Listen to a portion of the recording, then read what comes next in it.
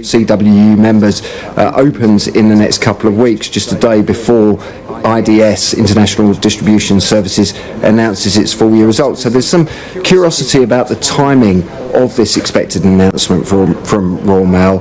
As I say, the details yet to be finalised, but I would expect an announcement from IDS in the next couple of days that Simon Thompson is stepping down as the boss of Royal Mail. Mark, what about these calls for a demerger of IDS by shareholders? Are you still picking up much on that front? Yeah, I mean, they've been gathering momentum over the last few months, Ian. Of course, before the deal with the CWU was announced, there was intense speculation that the board of the company was preparing to take the very drastic step of potentially putting Royal Mail's letters and parcels business into administration. The pay deal that's been reached with unions should avert the prospect of such a dramatic measure having to be taken, but at the same time, there is clear investor dissatisfaction at IDS about the fact that the loss-making Royal Mail business continues to be part of this broader group, and at some point, I suspect that pressure will become intolerable for the IDS board, and there will be some sort of corporate separation of the Royal Mail business announced, certainly in the next couple of years, I would expect. All right, Mark, thanks for that.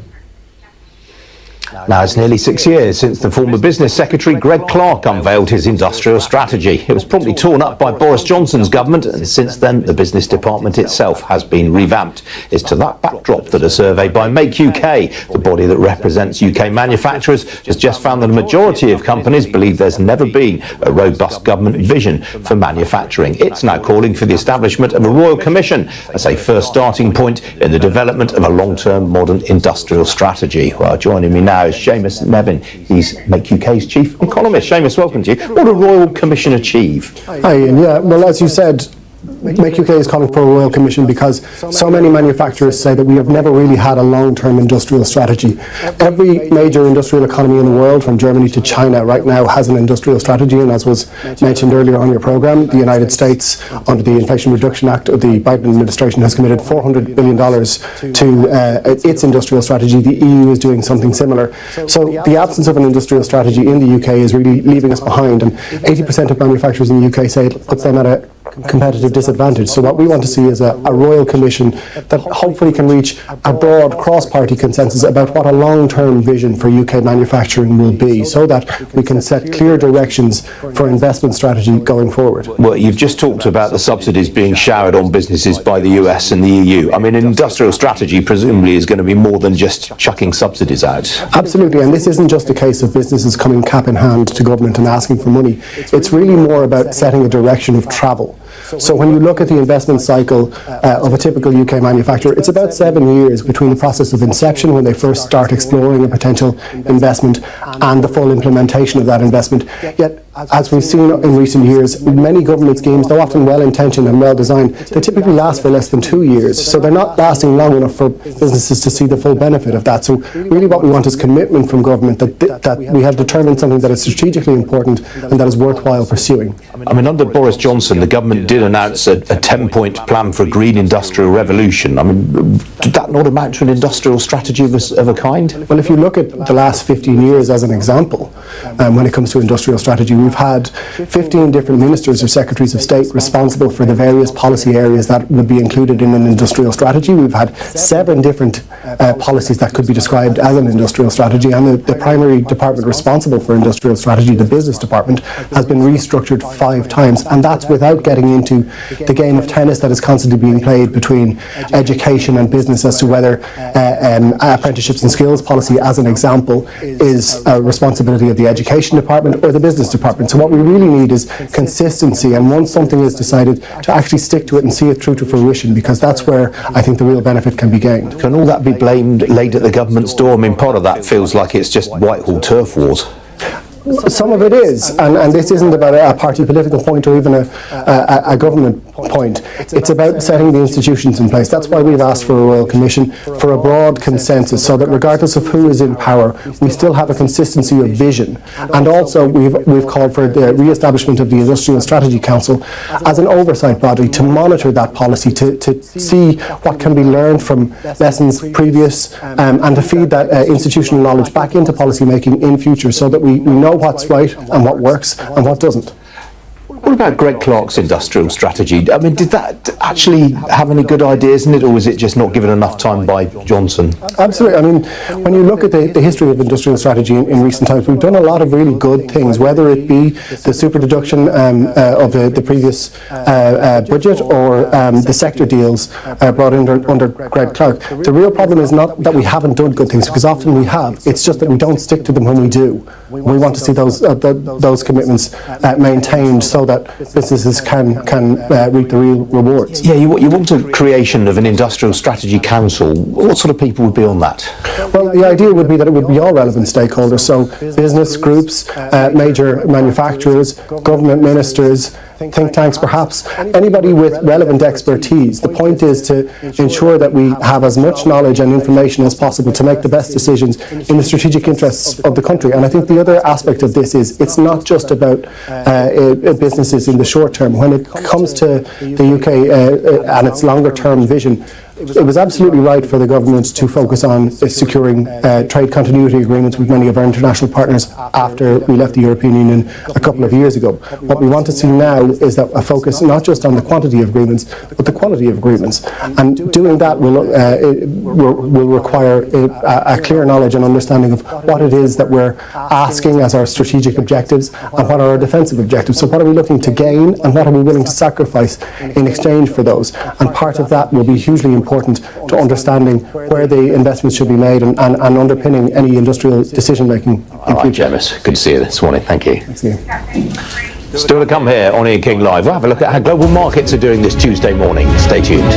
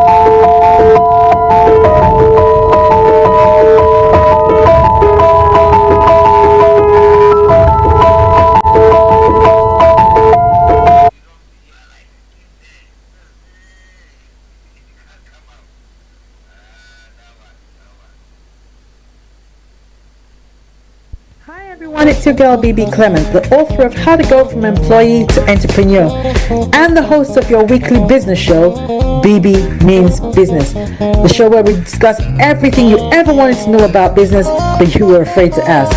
How do I start my business? How do I raise the finance? How do I grow my business? Where am I going to find my customers? Join me every Tuesday at 1:30 p.m. on Starr Radio UK to get all the information and tips that you need to become a successful entrepreneur and become financially free. Remember, don't let life dictate to you.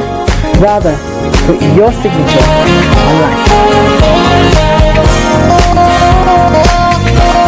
Hi guys, this is your friend Uruj from SendWave. SendWave is a money transfer app that is used by people all over the world to send money to their loved ones in Africa. With SendWave, you can send money to Ghana, Nigeria, Kenya, Uganda, and Tanzania. And the best part is, SendWave is absolutely commission free. Our exchange rates are excellent. You can see for yourself by checking them out on our website.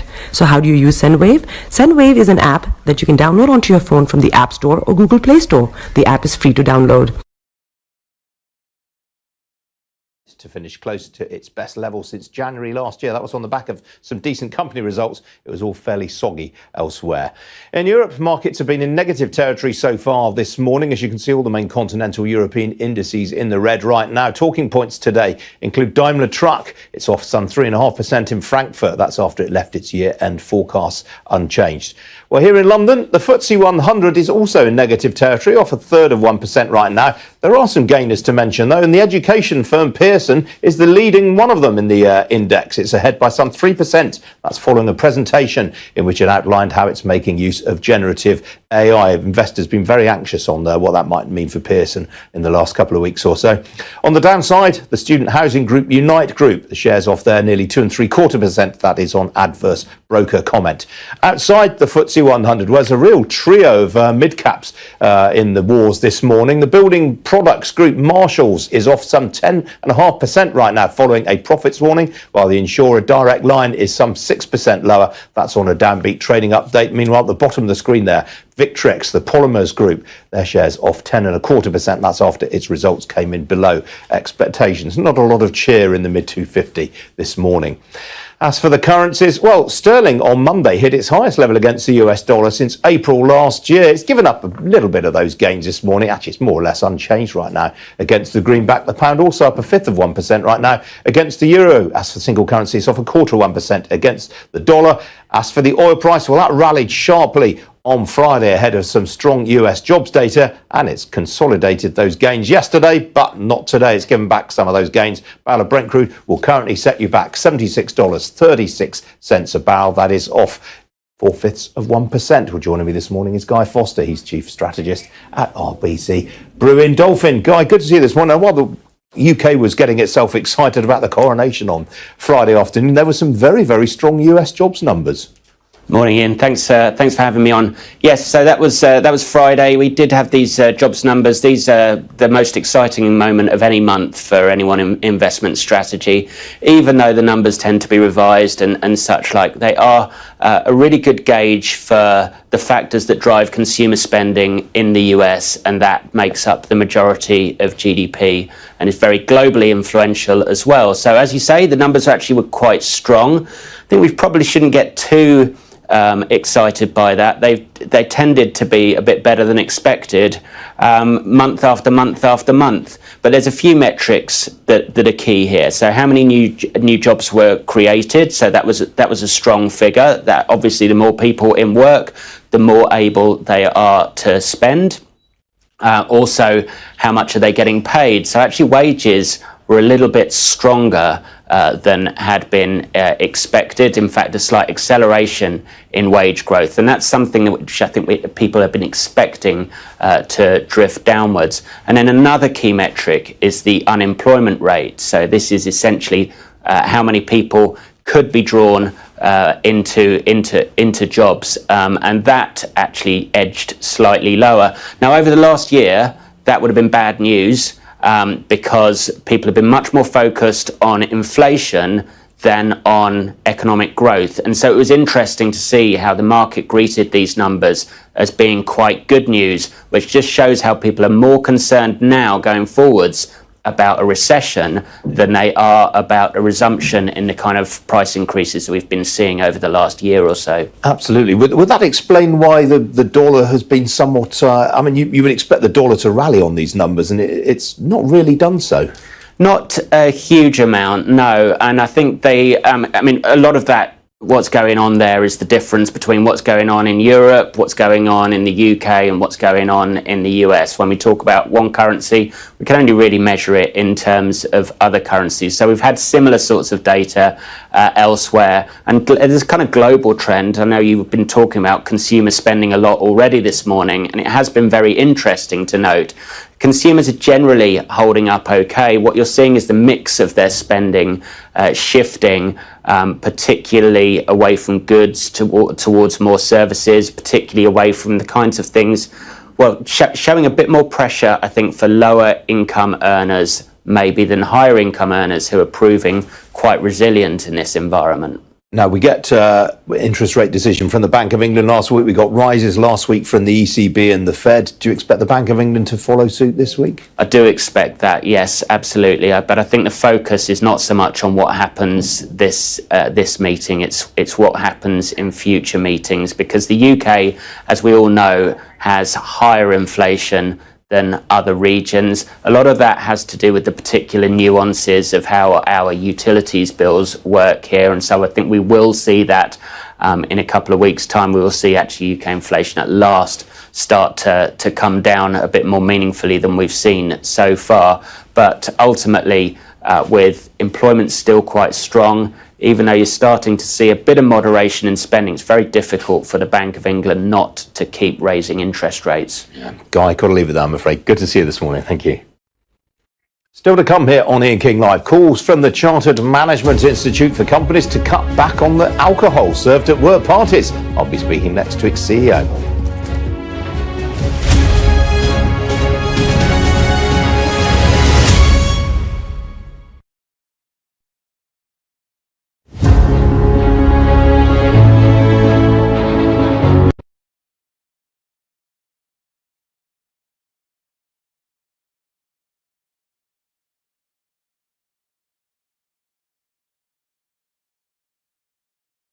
And the host of your weekly business show, BB Means Business, the show where we discuss everything you ever wanted to know about business but you were afraid to ask. How do I start my business? How do I raise the finance? How do I grow my business? Where am I going to find my customers? Join me every Tuesday at 1:30 p.m. on Starr Radio UK to get all the information and tips that you need to become a successful entrepreneur and become financially free. Remember, don't let life dictate to you. Rather, put your signature on life. Hi guys, this is your friend Uruj from SendWave. SendWave is a money transfer app that is used by people all over the world to send money to their loved ones in Africa. With SendWave, you can send money to Ghana, Nigeria, Kenya, Uganda, and Tanzania. And the best part is, SendWave is absolutely commission free. Our exchange rates are excellent. You can see for yourself by checking them out on our website. So how do you use SendWave? SendWave is an app that you can download onto your phone from the App Store or Google Play Store. The app is free to download. After downloading it, just open the app and enter your name, email, and phone number. That's it. You're good to go. Make sure you use the promo code SR. S for Star, R for Radio. This promo code will give you £5 free credit to send to Africa on your first transaction. Your money will be delivered to your recipient within seconds. Feel free to call me on 0749 7377 647 at any time. I'll be happy to tell you all about SendWave and help you in any way I can. Remember to use the promo code SR for £5 free credit. Medasse. Check me out. He tells me my energy is making him tired. Yes! How do you get the energy to do that? I've been told that I have a lot of energy, but my goodness, I think today I have met my match people. I have met my matchless Suzanne. Wow, amazing. One of the things that's the start of the darkness. The hole of darkness. So what did that Myself and the world in a justice. And 2019. Forget the proverbial boardroom. Join me, Simone Frazier, on The CEO, the program that gives you the driving seat over your life. Every Tuesday, 8 p.m. only on Starr Radio.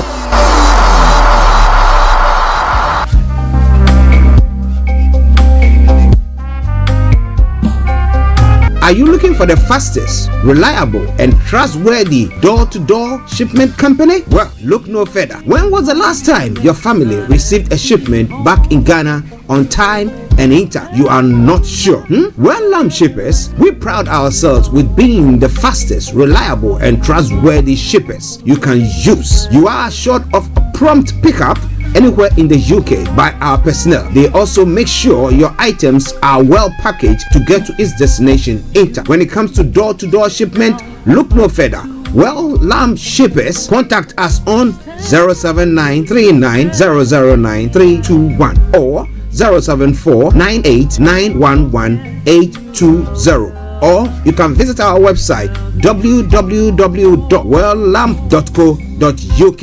You can also drop us a mail, info@welllamp@gmail.com. Well Lamp Shippers, fast, reliable, and trustworthy.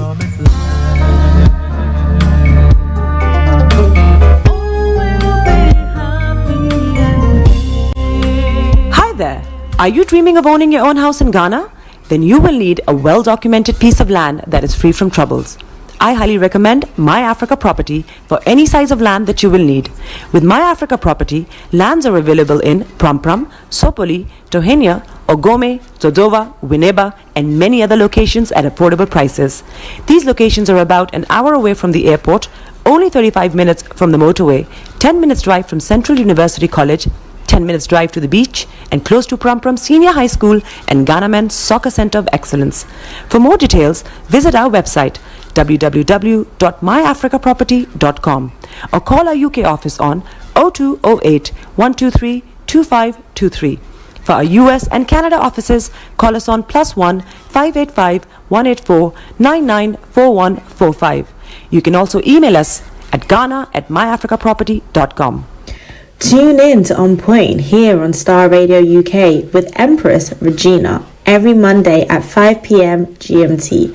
Looking forward to your company. Getting onto the property ladder has never been easy until now. Join us this and every Thursday from 7 p.m. to 8:30 p.m. live on the Property Hour Show on Starr Radio UK, where we talk to mortgage brokers, property developers, estate agents, landlord, tenant, property consultants on how to invest or get into the property business and make money. You can't afford to miss this. The Property Hour Show is your best source into the property industry. Hi everyone, it's your girl BB Clement, the author of How to Go From Employee to Entrepreneur and the host of your weekly business show, BB Means Business, the show where we discuss everything you ever wanted to know about business but you were afraid to ask.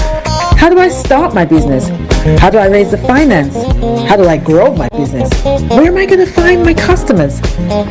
Join me every Tuesday at 1:30 p.m. on Starr Radio UK to get all the information and tips that you need to become a successful entrepreneur and become financially free.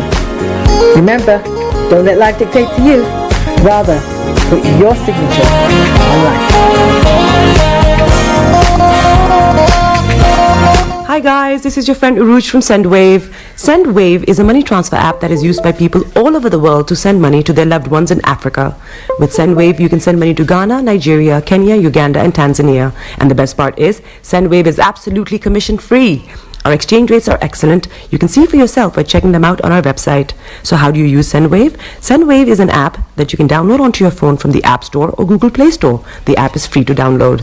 After downloading it, just open the app and enter your name, email, and phone number. That's it. You're good to go. Make sure you use the promo code SR. S for Star, R for Radio. This promo code will give you £5 free credit to send to Africa on your first transaction. Your money will be delivered to your recipient within seconds. Feel free to call me on 0749 7377 647 at any time. I'll be happy to tell you all about SendWave and help you in any way I can. Remember to use the promo code SR for £5 free credit. Medasse. Check me out. He tells me my energy is making him tired. Yes! How do you get the energy to do I've been told that I have a lot of energy, but my goodness, I think today I have met my match people.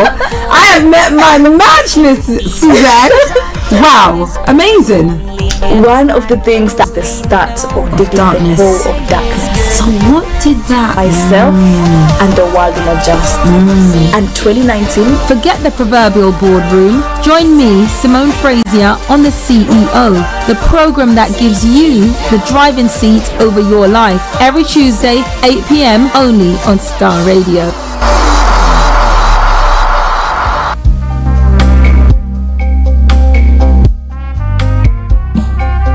Are you looking for the fastest, reliable, and trustworthy door-to-door shipment company? Well, look no further. When was the last time your family received a shipment back in Ghana on time and in time? You are not sure? Well, Lamb Shippers, we pride ourselves with being the fastest, reliable, and trustworthy shippers you can use. You are assured of prompt pickup anywhere in the UK by our personnel. They also make sure your items are well packaged to get to its destination in time. When it comes to door-to-door shipment, look no further. Well, Lamb Shippers, contact us on 07939009321 or 07498911820. Or you can visit our website www.welllamp.co.uk. You can also drop us a mail info@welllamp.co.uk. lamshippersradio@gmail.com. Well, lamb shippers, fast, reliable, and trustworthy.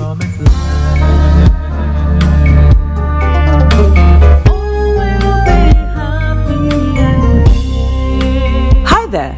Are you dreaming of owning your own house in Ghana? Then you will need a well-documented piece of land that is free from troubles. I highly recommend My Africa Property for any size of land that you will need. With My Africa Property, lands are available in Prampram, Sopoli, Tohenia, Ogome, Dodova, Winneba, and many other locations at affordable prices. These locations are about an hour away from the airport, only 35 minutes from the motorway, 10 minutes drive from Central University College, 10 minutes drive to the beach, and close to Prampram Senior High School and Ghana Men's Soccer Center of Excellence. For more details, visit our website www.myafricaproperty.com or call our UK office on 0208 123 2523. For our US and Canada offices, call us on +1 585 184 994145. You can also email us at ghana@myafricaproperty.com. Broadcasting live online. Turn it up. To show them you got the Coco set. Ladies and gentlemen, it's your boy Harry Song, aka Mr. Songs. This is the Kingmaker Baba for the girls. We're here. This is Star Radio. Don't go nowhere. UK, London. We they call them London for home. For here, we they call them London. And that's how you know. Just have fun and stay blessed. Hi there, this is CJ Buckman, your life coach. And whenever I'm in London, I listen to Star Radio UK right here. But guess what? You can listen to wherever you are. The best radio show. Broadcasting worldwide, online 24/7. All around the world. In your car. At work. At home. On your smartphone. This is Starr Radio UK. Are you ready to turn it up? 10, 9, 8, 7, 6, 5, 4, 3, 2, 1. Oh, your heart is aching. Smile even though it's breaking. When there are clouds in the sky, you get by. If you smile through your fear and sorrow, smile and maybe tomorrow you find that life is still worthwhile if you just smile. Hey, this is Archie and you are listening to Star Radio UK and The Morning Show.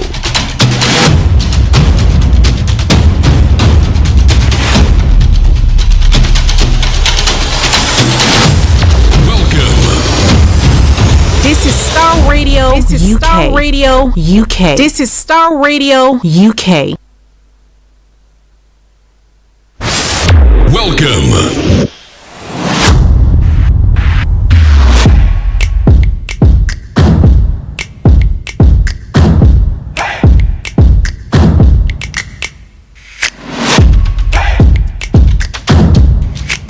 Broadcasting worldwide, online 24/7.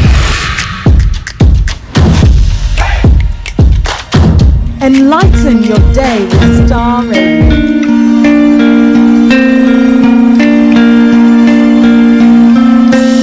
Love for you runs deep. All of you makes my heart beat. This is Starr Radio UK. Make a doubt they fade. Jesus, and that's what makes you great. Hold the world in your hands. The hand that made me who I am. Same God now, yesterday, and forevermore. And that's what makes you great. You are God.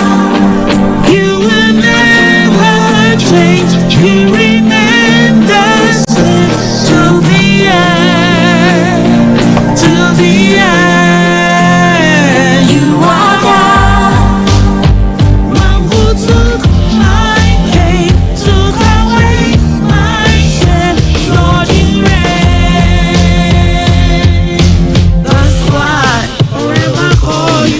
morning, good afternoon, good evening, good dawn to you, wherever you might be on planet Earth. Those of you in the UK, I hope you all had a very good coronation weekend. Those of you in other part of the world as well, I hope you had a good weekend and you are all doing very, very well this morning. I want to say a massive good morning, good afternoon, good evening, good dawn to you, wherever you might be.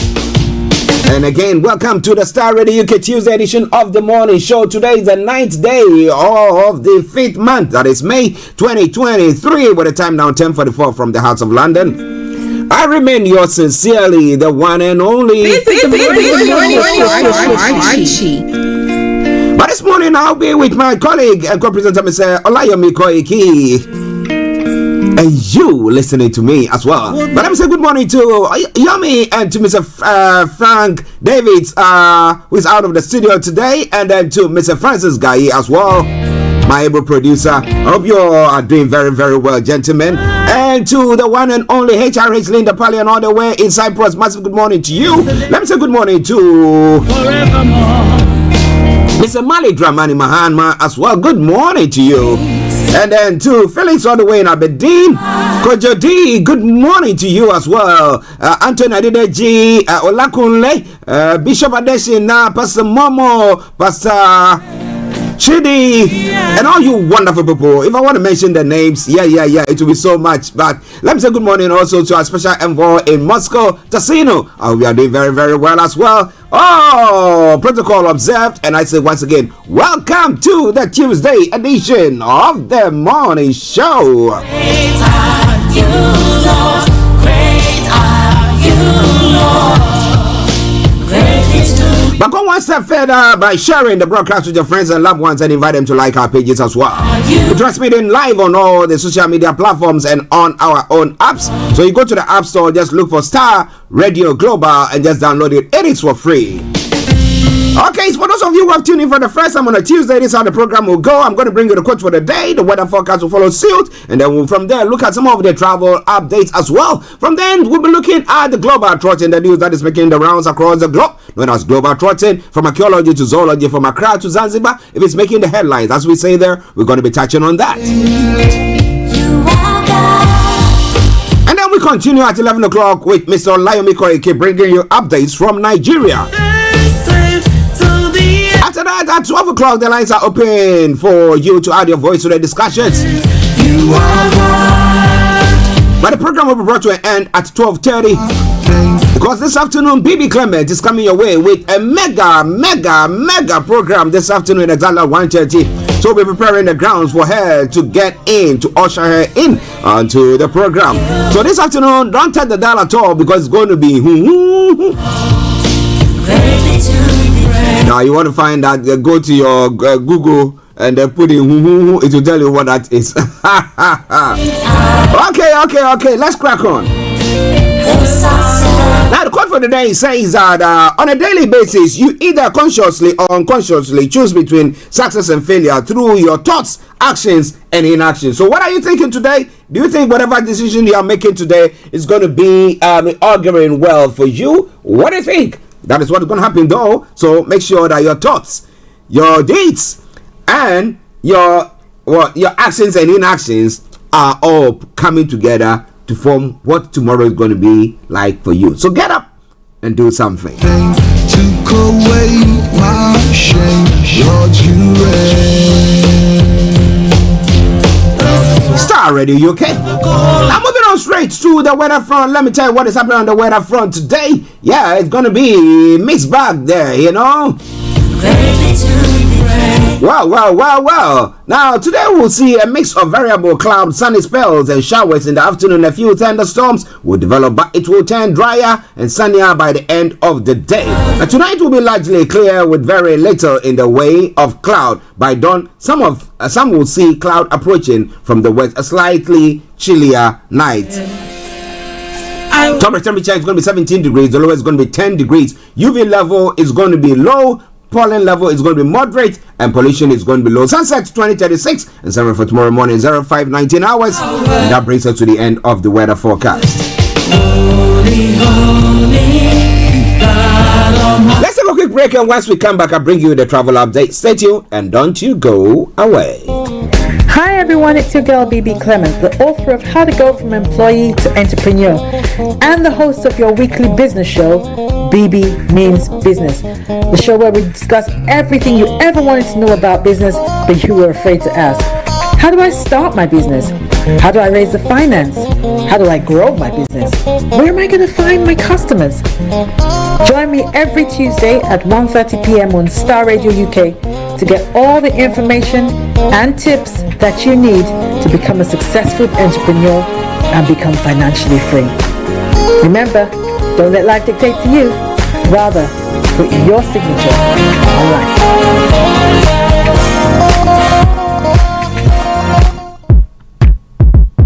This is Starr Radio UK.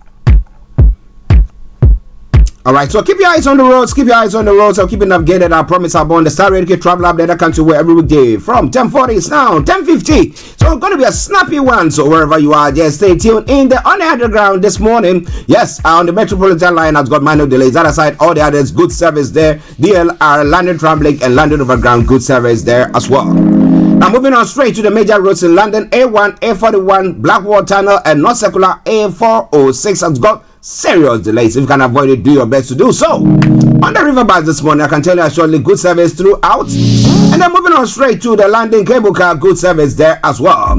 But coming straight to the final segment of the travel update, that's the National Rail. The cross country has got minor delays and Great Western Railway severe delays. And that brings us to the end of the travel updates for you today. Starr Radio UK, your favorite African and Caribbean radio station in London.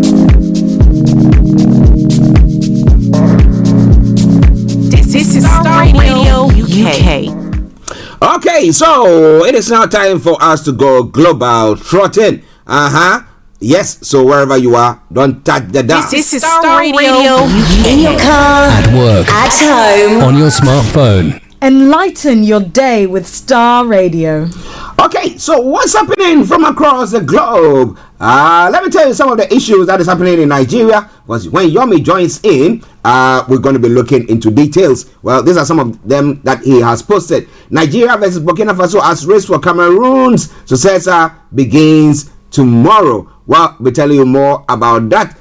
Suffers first oil production fall in 7 months. Okay, suffers first oil production fall in Nigeria suffers first oil production fall in 7 months. Okay, we'll be telling you more about that. Even with the oil production and the price hikes and everything, we didn't see how good, or people could not see some improvement. I can't say that because some people, majority of people, did not see improvement in their economies. Let me put it that way.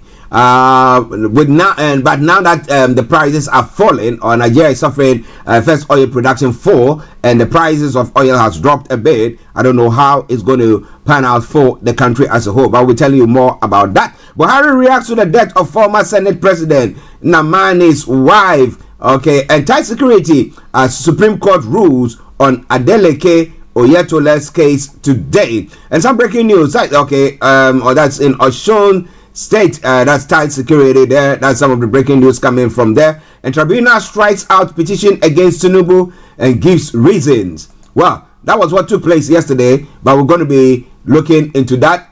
Was it a foregone conclusion as we were talking about the other time? But Yomi is going to tell you more about that once he joins us. But as I said, he is bringing you, these are some of the comments or the stories that he's put across that we're going to be looking at in a moment. Okay, so wherever you are, don't touch the dial.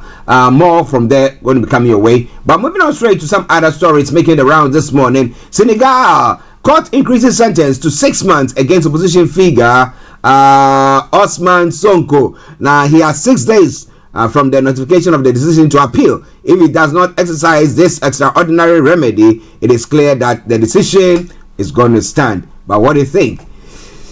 Elimination by rough tactics. And Southern African troops to deploy against rebels in East DR Congo. The Southern African troops deployment will bolster an East African regional military force in the Eastern DR Congo that has so far failed to thwart the efforts of the rebels. Okay. And then Nigeria protesters storm court as legal challenge open against presidential election results. As I did say, we are here calling on the judiciary to give Nigerians justice. What justice are they talking about? Well, Yomi is going to be telling you more about that. In Cote d'Ivoire, Guillaume Soro does not rule out running for president in 2025. What do you think? Zimbabwe introduces digital currency backed by gold. All right. Lots more going to be coming your way from there. Now moving on straight to Ghana as well. Ghana schools of shame a child's tears for a table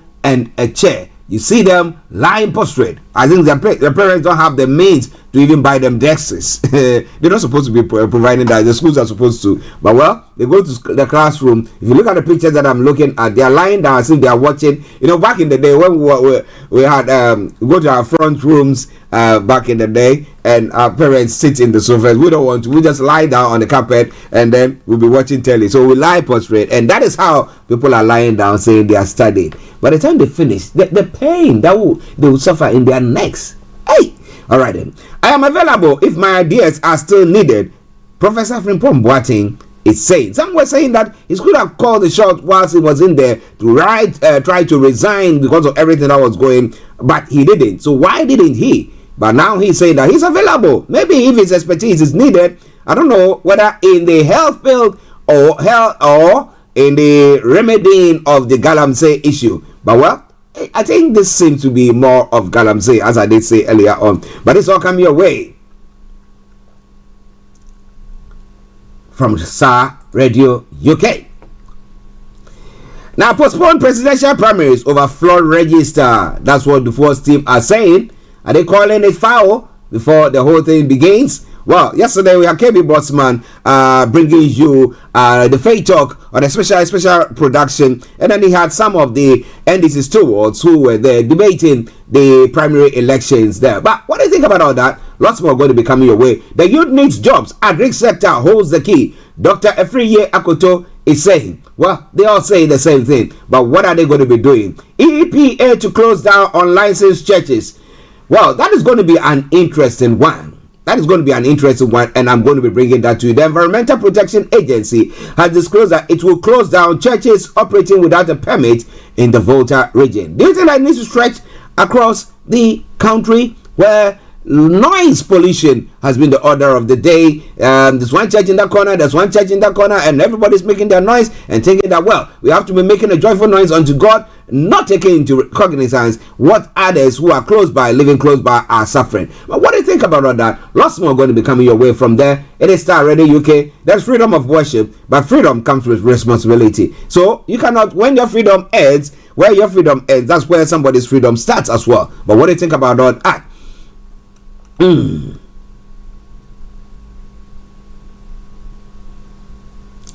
Okay.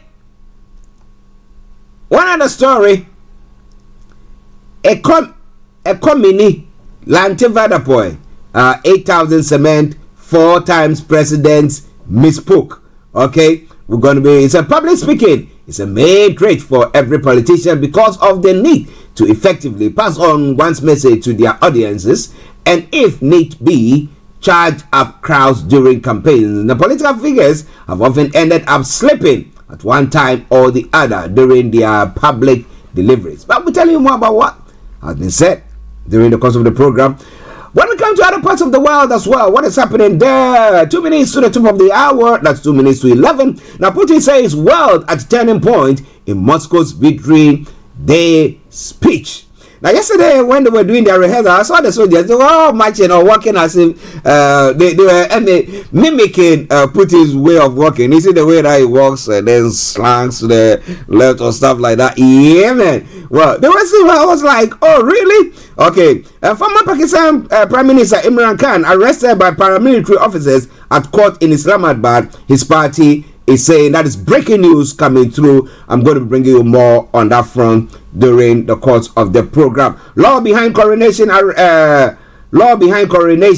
Arrest too broad. That's what a Tory MP is saying. Well, they decided to hang down the people before they cause any troubles. But well, Israel kills top Gaza militants in waves of attacks. The country braces for retaliation after surprise airstrikes killed 3 militants and 10 civilians.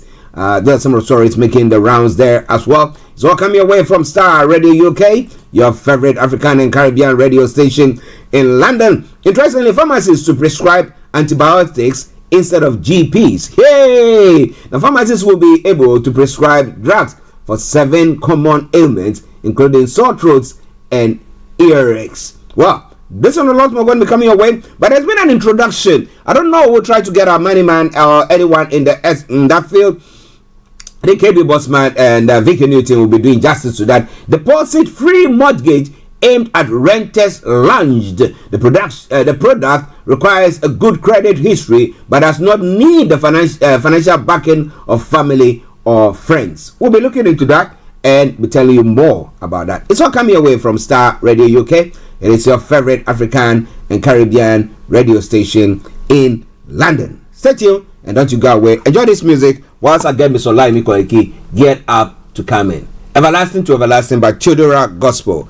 Pastor Chodora Boajansan, good morning to you and to the family.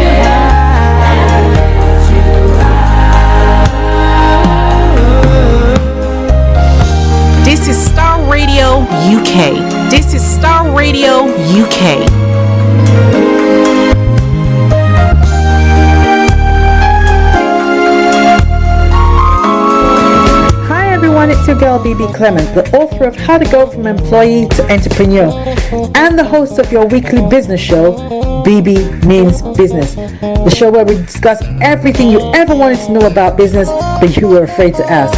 How do I start my business? How do I raise the finance? How do I grow my business? Where am I going to find my customers? Join me every Tuesday at 1:30 p.m. on Starr Radio UK to get all the information and tips that you need to become a successful entrepreneur and become financially free. Remember, don't let life dictate to you. Rather, put your signature on life.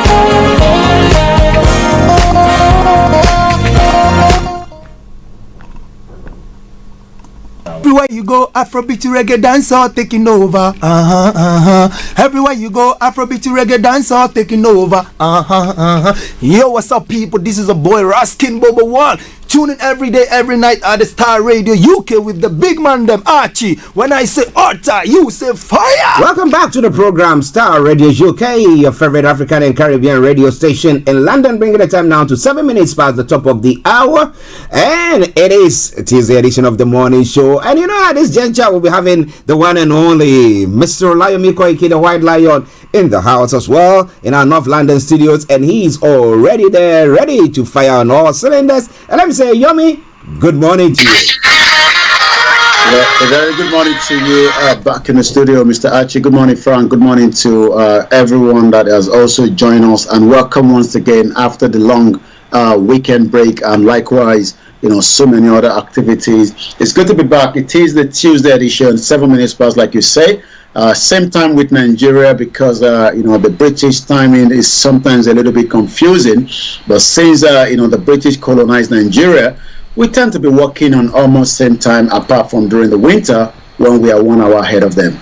Well, it's nice to see you once again, and we heard that you had a very nice weekend with the coronation and everything. Well, the coronation was you know, fully packed. I was on the ground there, you know, where the activities, apart from the weather, I did, you know, question a lot of you know, those that attended, and they were saying that, you know, the weather wasn't a problem because it was once in a lifetime. I believe not. A lot of people would not have witnessed such if not the death of the late Queen Elizabeth that took place last year.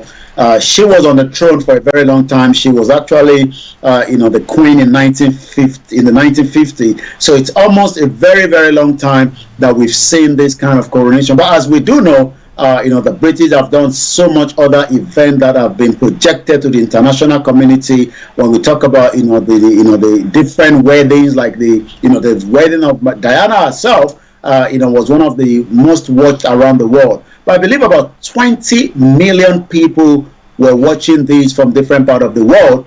But one thing is, the atmosphere was fully packed. The security, the choreography, the timing, and it seems everything according to what, you know, a lot of people were looking up to actually happened.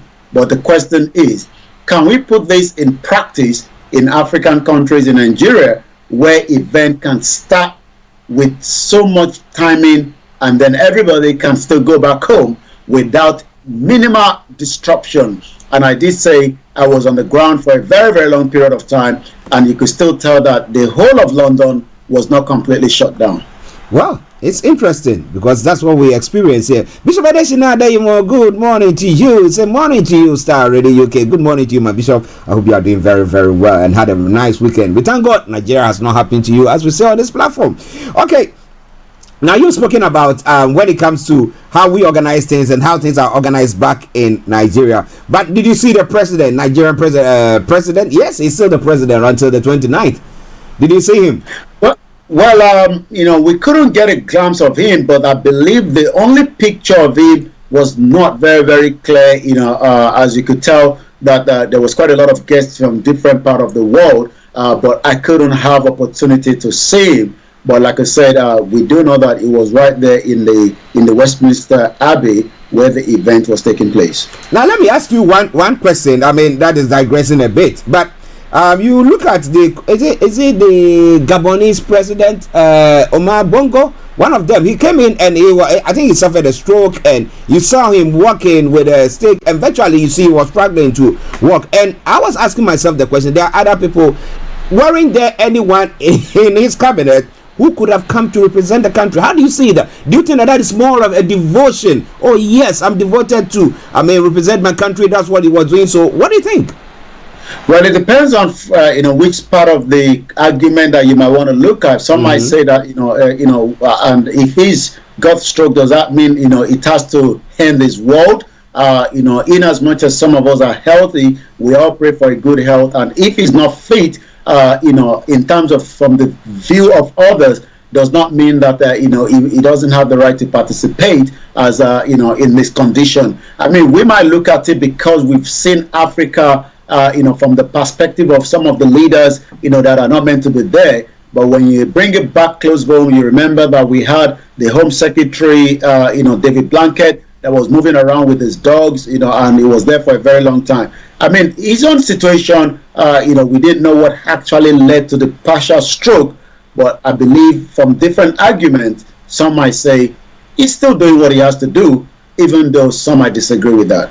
All right, listeners, it's Starr Radio UK. Now let's go to Nigeria and look at some of the substantive issues that is going on. First of all, in your background, Mr. Olayomi's background, you can see the court that is sitting, or the tribunal that is supposed to be sitting, or that sat yesterday to administer justice on the election tribunal. But let me put this across first. Mr. Badesina says they invited Tiwa Savage, a Yoruba female artist. Is that a welcome awareness of Yoruba nation by Britain, United Kingdom, with their politics of tricks? Well, that's an interesting one. So Tiwa Savage comes from the Yoruba, the southwest. Let me put it that way. He is asking the question: is it a ploy to say that we support Yoruba nation? So we don't know the tactics, but maybe Yomi will be able to read between the lines during the course of the program. I wouldn't bother him now. But Yomi. So let's come to the story that happened in the tribunal yesterday.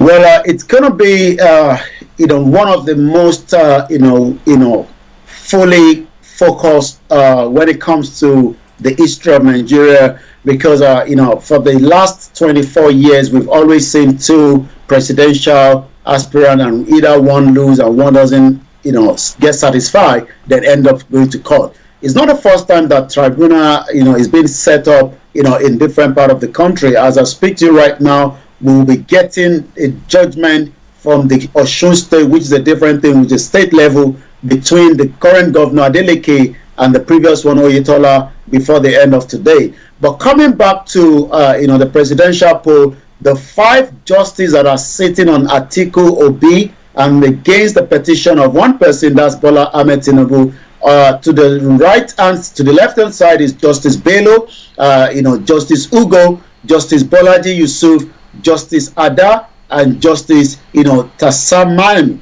These are the 5 justices that will be looking into these hearings. Yesterday we saw Peter Obi there. We didn't see Tinubu there, neither did we see Atiku. But according to the presidential election petition that began yesterday, hearing the petition filed by 5 candidates in the last presidential poll. So it's not just about the Labour Party or PDP. We also have other presidential aspirants that have also filed these petition against Bola Tinubu. The candidates are challenging one thing and one thing alone: the victory of the president-elect Bola Tinubu. But the 5-man panel will hear the petitions and dispense justice accordingly, meet the 5 Court of Appeal justice that will determine the outcome of the petition. Haruna Tusami is 64 years old, was appointed a Justice of Appeal Court in 2010. He actually received his degree in the Nigerian Law School in 1983. He was appointed the High Court judge in Bauchi State on September 17, 1998. Tasma is not new to electoral tribunal sitting. Is actually in December 2015. He was part of the 5-man panel of appeal court, which actually dismissed an appeal instituted by the former governor of Oyo State, Rashid Ladoja, against the election of the late former governor Biola Ajimobi. So some of these, judges are not new, to this kind of situation.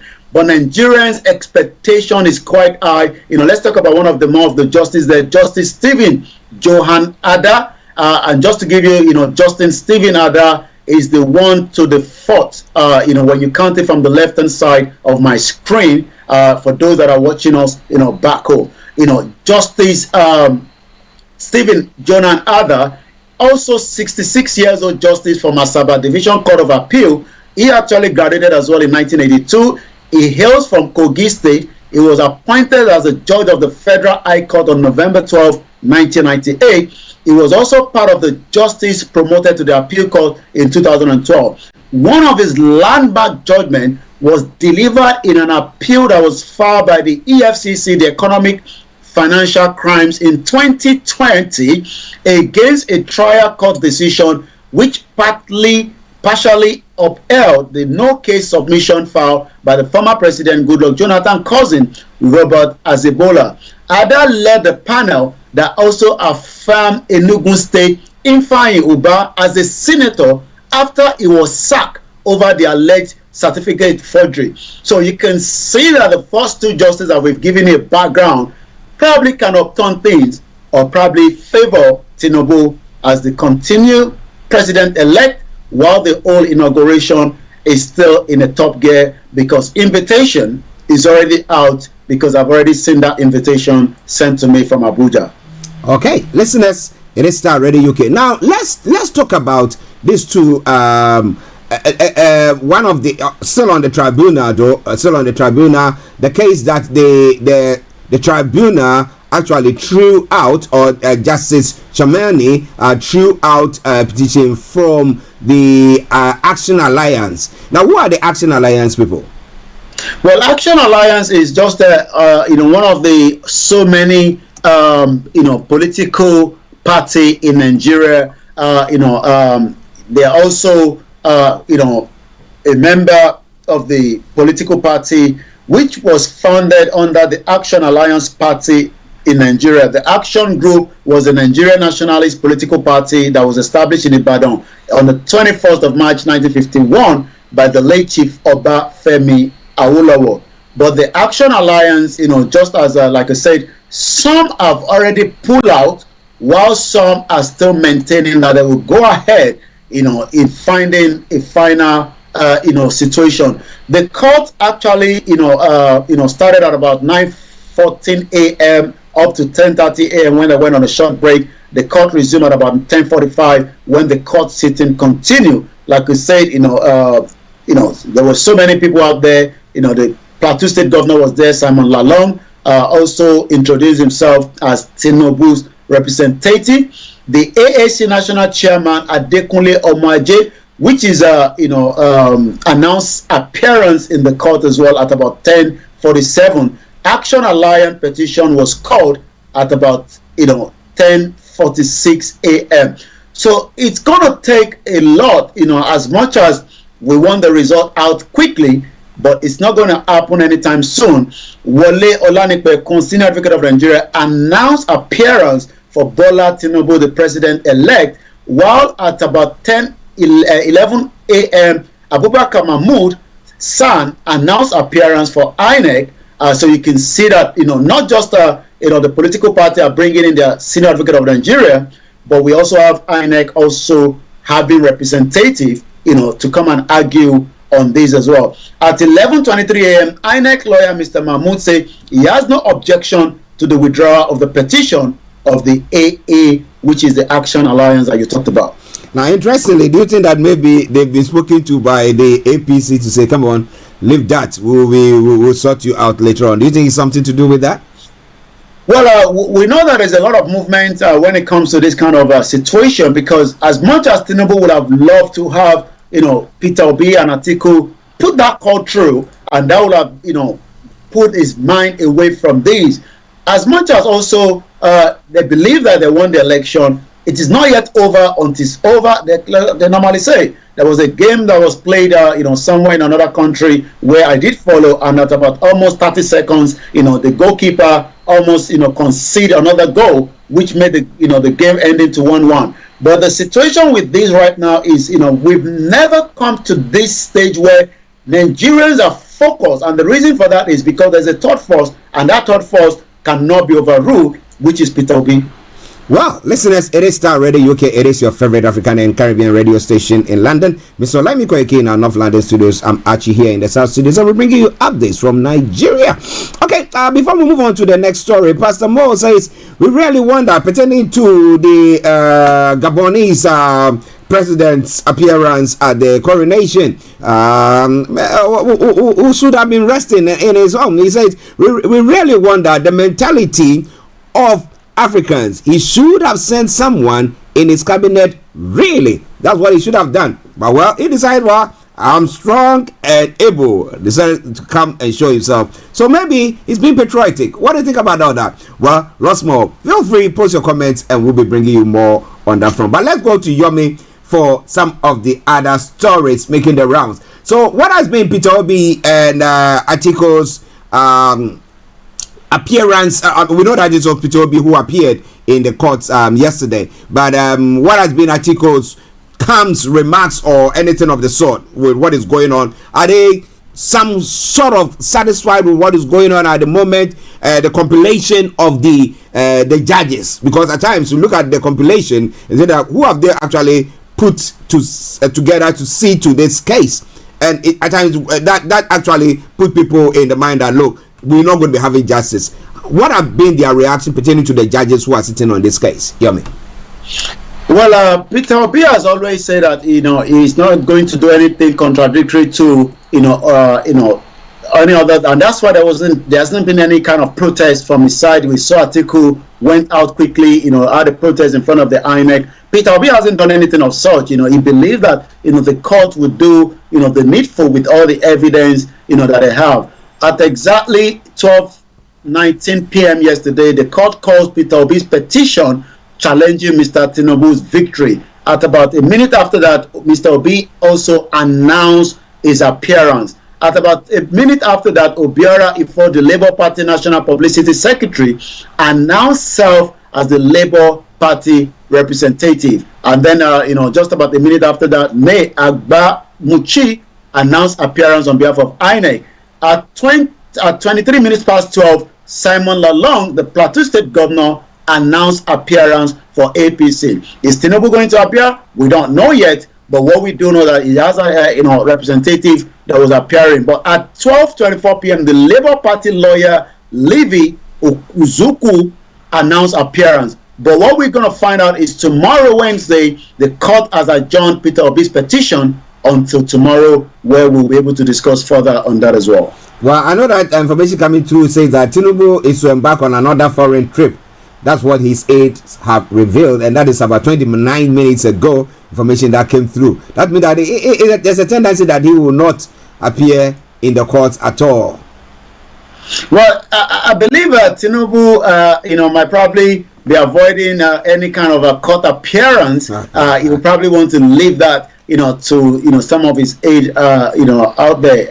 If he's going to be traveling out, like you said, I've not picked that news, but from what you are saying, it seems definitely, maybe not for any reason, where he has to go is more important, and he will not be appearing since he has, a lot of representatives and the legal team that could do that on his behalf. But like I said, we look forward to, how the end of this is going to happen. Remember that today is the 9th day of May. So in 20 days from now, there must be a closure to how Nigeria move forward when it comes to the May 29 inauguration. And like I said, the invitation is already out there, so it seems that things are still going to the top gear. But whether the court will put a hold on all these or not, or whether the court will upturn it, nobody can tell. That is left to all the 5 justices that will be dealing with this election tribunal. They are not new to this, but the only difference is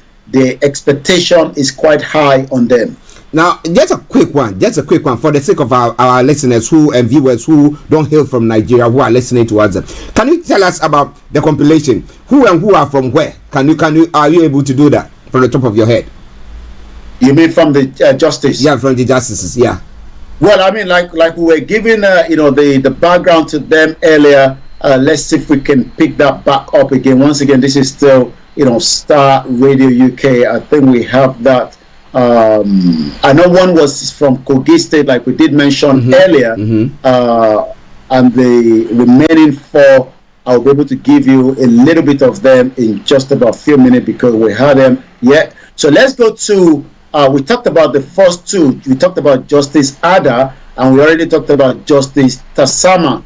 Tasama, if those that are watching the images from your screen, that will be the Justice Tasama is the one to the right hand side, the final person to the right hand side. Justice Ada follows, and then we go to Justice Ugo.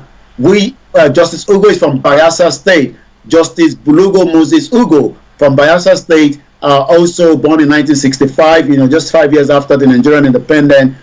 Most of them probably finished around 1982. He also attended the University of Calabar, where he studied law between 85 to 89, where he obtained his degree in law. He's ranked the 44th on the seniority list of the Court of Appeal. Then we also have Justice Mohammed Abba Bello, again 62 years old, hail from Kano State, graduated from the Nigerian Law School again in 1985. In 2010, he was appointed to the High Court of the Federal Capital Territory. He also presided over the Nasarawa State Governorship Election Tribunal in 2019, where David Omugbu, the PDP candidate for the governor in the general election in 2019, had filed a suit against INEC and the governor Abdullahi Sule of the APC. However, Justice Muhammad rejected the petition on the ground that he lacked merit.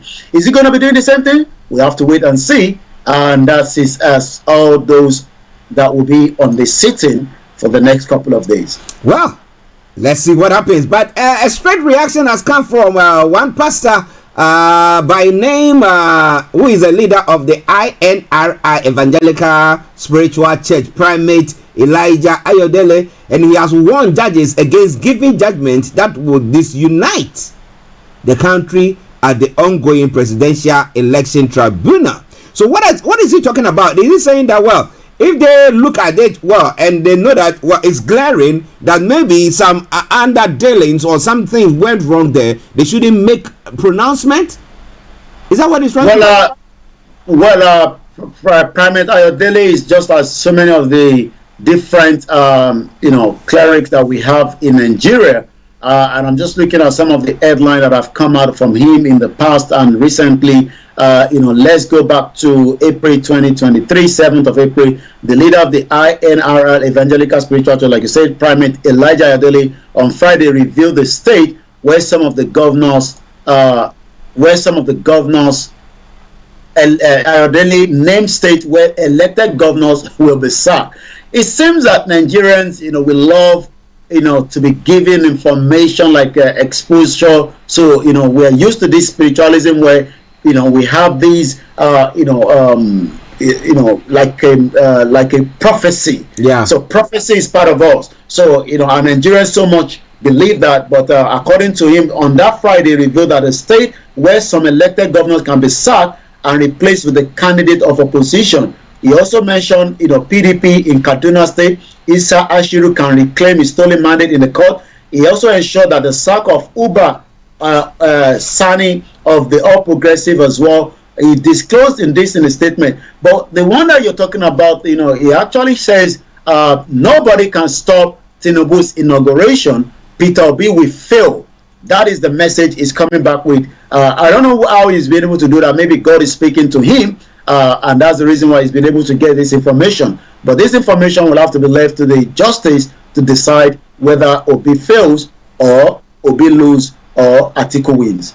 Okay, listeners, what do you think? Is it contempt? Well, he's speaking while the case is ongoing. Is he trying to just shape in the mind of this the justices? Well, Bishop Adesina say it doesn't matter where the judges come from. Nothing reasonable will come out of the court case. And even if the justice gave the right verdict, and he goes on to say Nigeria is lawless. Now, Pastor Moore says only God can make them tell the truth because they are terrible liars. Unrighteousness is endemic in Nigeria. Even the clerics are not left out.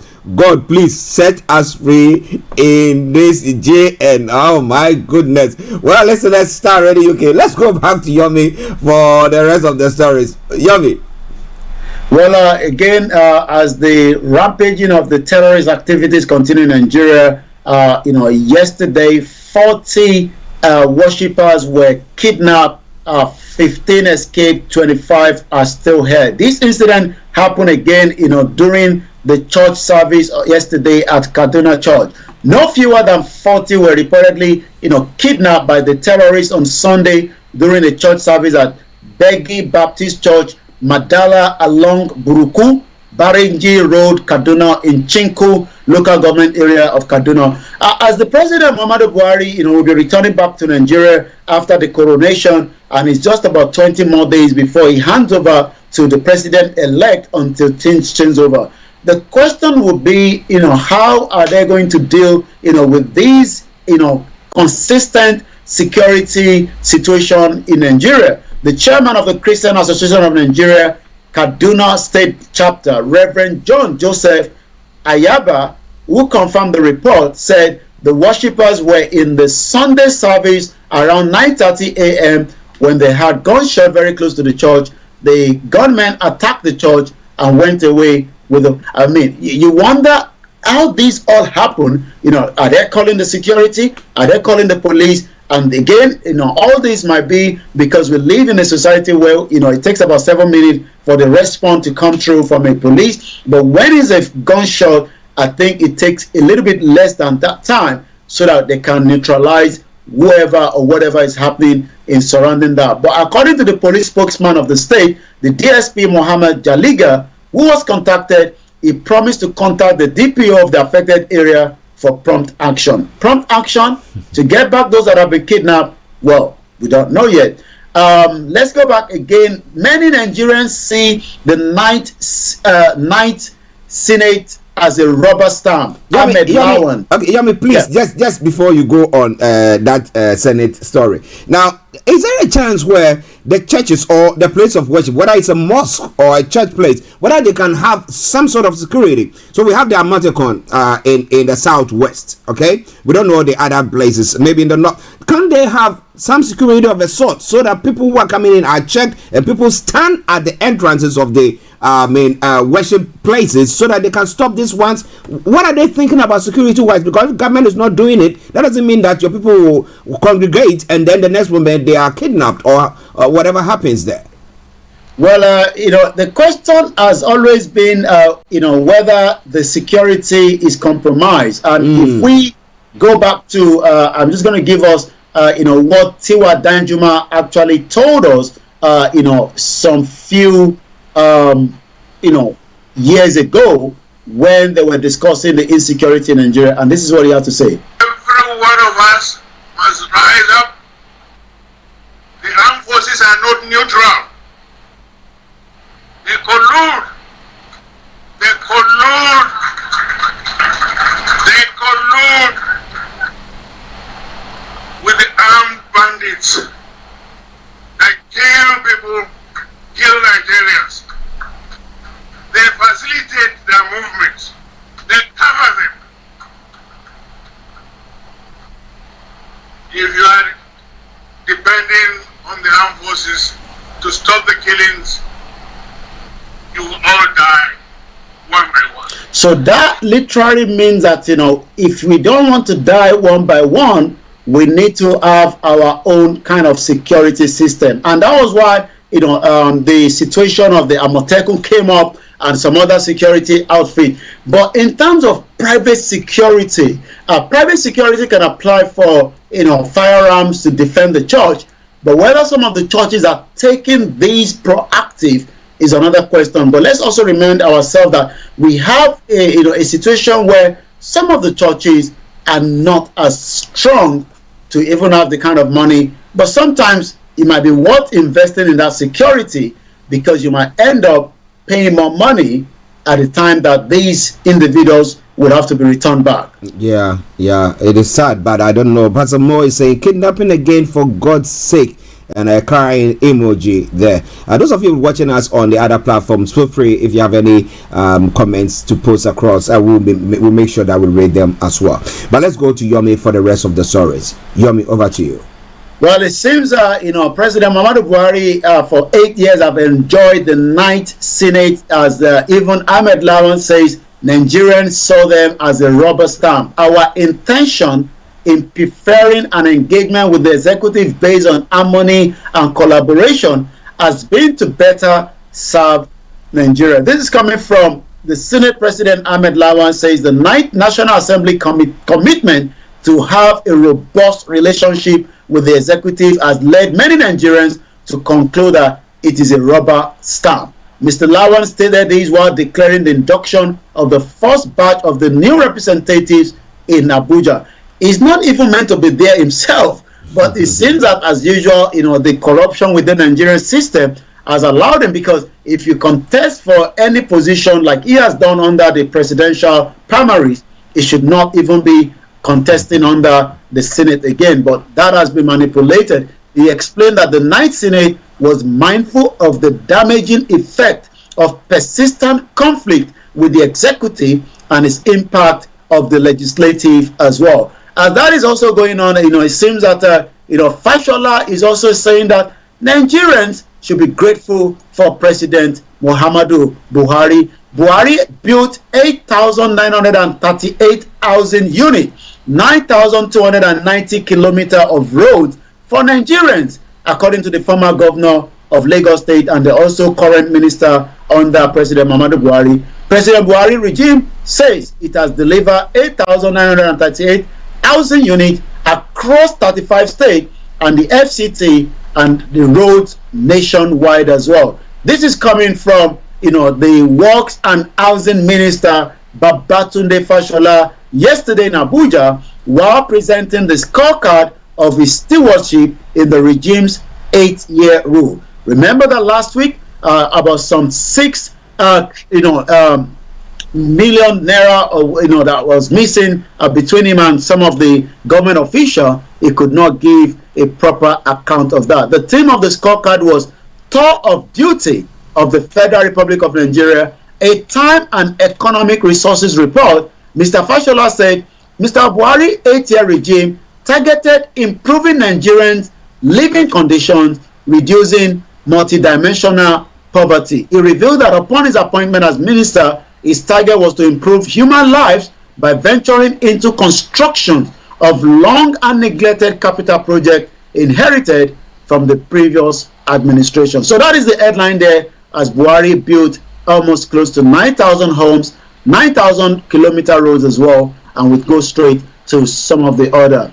Aisha Buhari and other first aid lady are donating to the Turkey earthquake. Let's remind ourselves that the situation has still not yet improved, but it seems that the items donated include rice, books, nutrition pack for malnourished children and other essential commodities, as well as supplying 10,000 blankets to the victims of the earthquake. The president of the Africa First Lady Peace Mission, Aisha Buhari, says donations were made to assist earthquake victims in Turkey and tasked the newly elected head of the FLLPM, known as the Africa First Lady Peace Mission, Angela Burundi, to make effort towards consolidating peace building on the continent. So we take one more and then we go straight to the social media, as the Supreme Court seems to be taking over the social media this morning.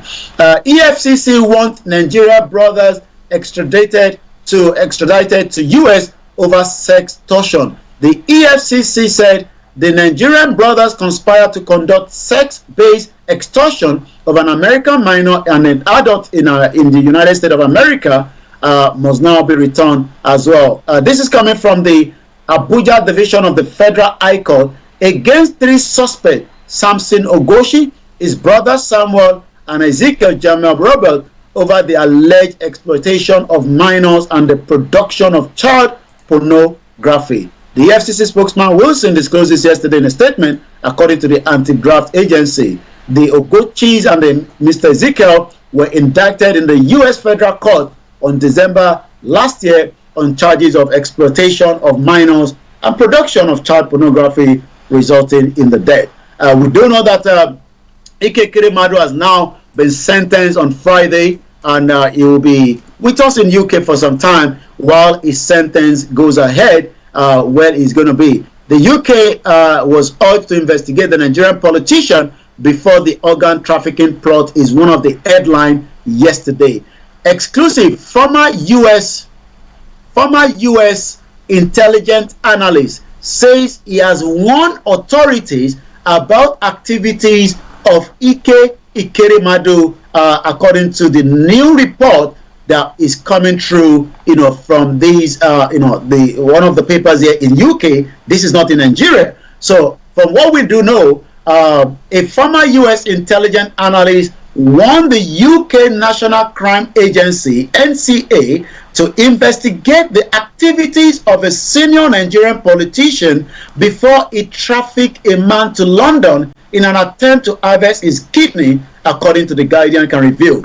On Friday, Ike Ekweremadu was sentenced to more than 9 years in the prison for being the driving force in a plot to harvest a kidney for his sick daughter in the first organ trafficking conviction under the modern slave trade. Matthew Page, a Nigerian expert at the U.S. State Department Bureau of Intelligence and Research from 2012 to 2016, and now the associate fellow at the Chatham House think tank, said the plot could have been foiled if the UK authorities had acted on his warning about Ike Ekweremadu and a dossier of material about his activities in the UK. But as you know, sometimes the UK government probably just ignore or probably not interested in some of this situation. But we do know that that is a big situation. There's another story that is breaking about the son of Bola Tinubu, Sheyi Tinubu, about a property link with him here in UK.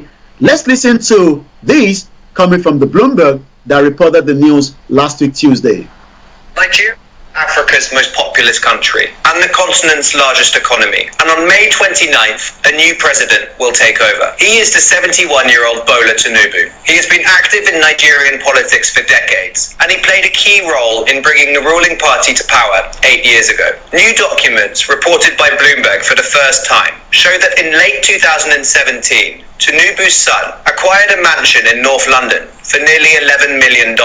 This wasn't any old mansion. When Tinubu's son acquired the property out of foreclosure, the current administration, led by Tinubu's political ally, President Muhammadu Buhari, was trying to confiscate it. The authorities alleged that the previous owner, who maintains his innocence, had acquired it with the proceeds of crime, a $1.6 billion oil trading fraud against the state, in one of the largest corruption scandals in Nigeria's history. Neither Tinubu nor his son responded to Bloomberg's requests for comment.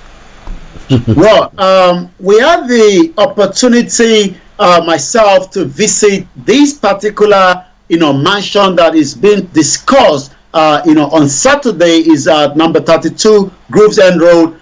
Is a massive mansion, but the question is how did a property that the federal government has told us that has been confiscated end up to be sold to the son of the incoming president, Bola Tinubu? And as you can see, we were able to capture that, and that is the compound, quite empty, and it seems that nobody seems to be living there. But this property is worth $11 million, sitting right at Grooves End Road, which is just about a few minutes to the St. John's Wood station.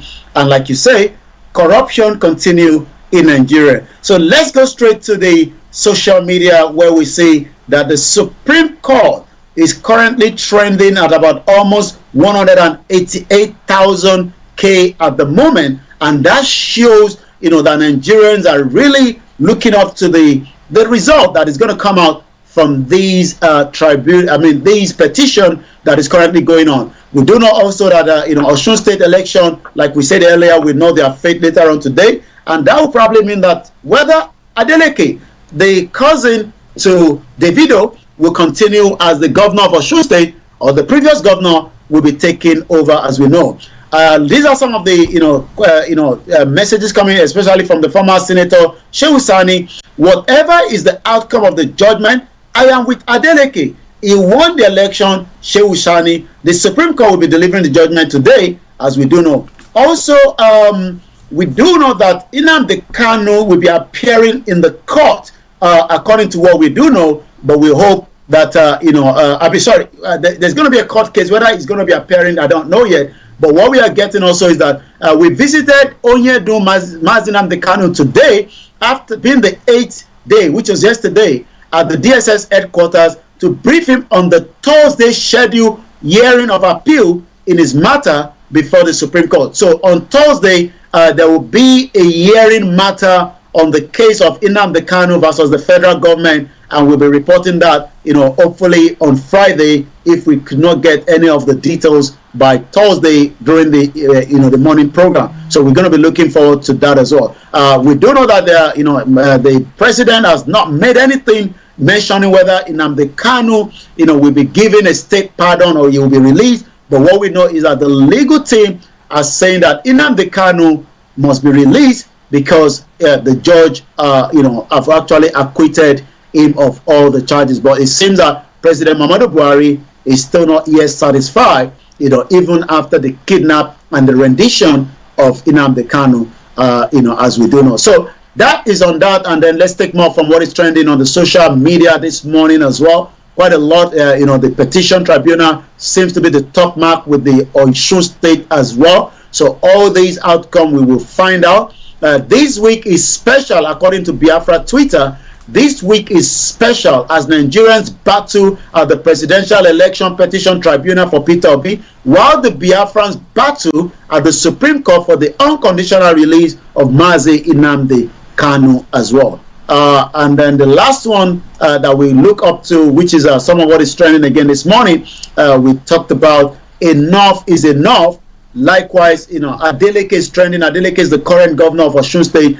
Peter Obi is trending again at 126,000. Appeal court is trending. That links to the conversation of what is going on in the tribunal. But as we do know, when it comes to the world Nigeria itself, it brings out a lot from the social media at 11:47 as we take just two from Nigeria itself this morning. Dele Farotimi is well known. Dele Farotimi speaking in Washington, D.C., NADECO event on Nigeria election. America should stop aiding criminals who are destroying Nigeria in their country. Dele Farotimi. Remember that the NCA says, they were given enough information about Ike Kerimadu, but they didn't act on that until Ike Kerimadu end up trying to bring, someone for kidney transplant here. Ifa Funsho, 35 years without Chief Obafemi Awolowo, the greatest hero in the modern history of Nigeria and the Yoruba race, may the memories of him continue to be a blessing to the generation. He was part of the Azikiwe, the Saudana, that pushed for the independence of Nigeria after the 1957-1958 discussion here at the Chatham House. Eventually, he died in the 80s. And as a lot of Yoruba still remember that during the regional government, he was able to provide not just free education. Yoruba, in terms of the regional government, then had the first television before France. Development was going at a very, very fast pace.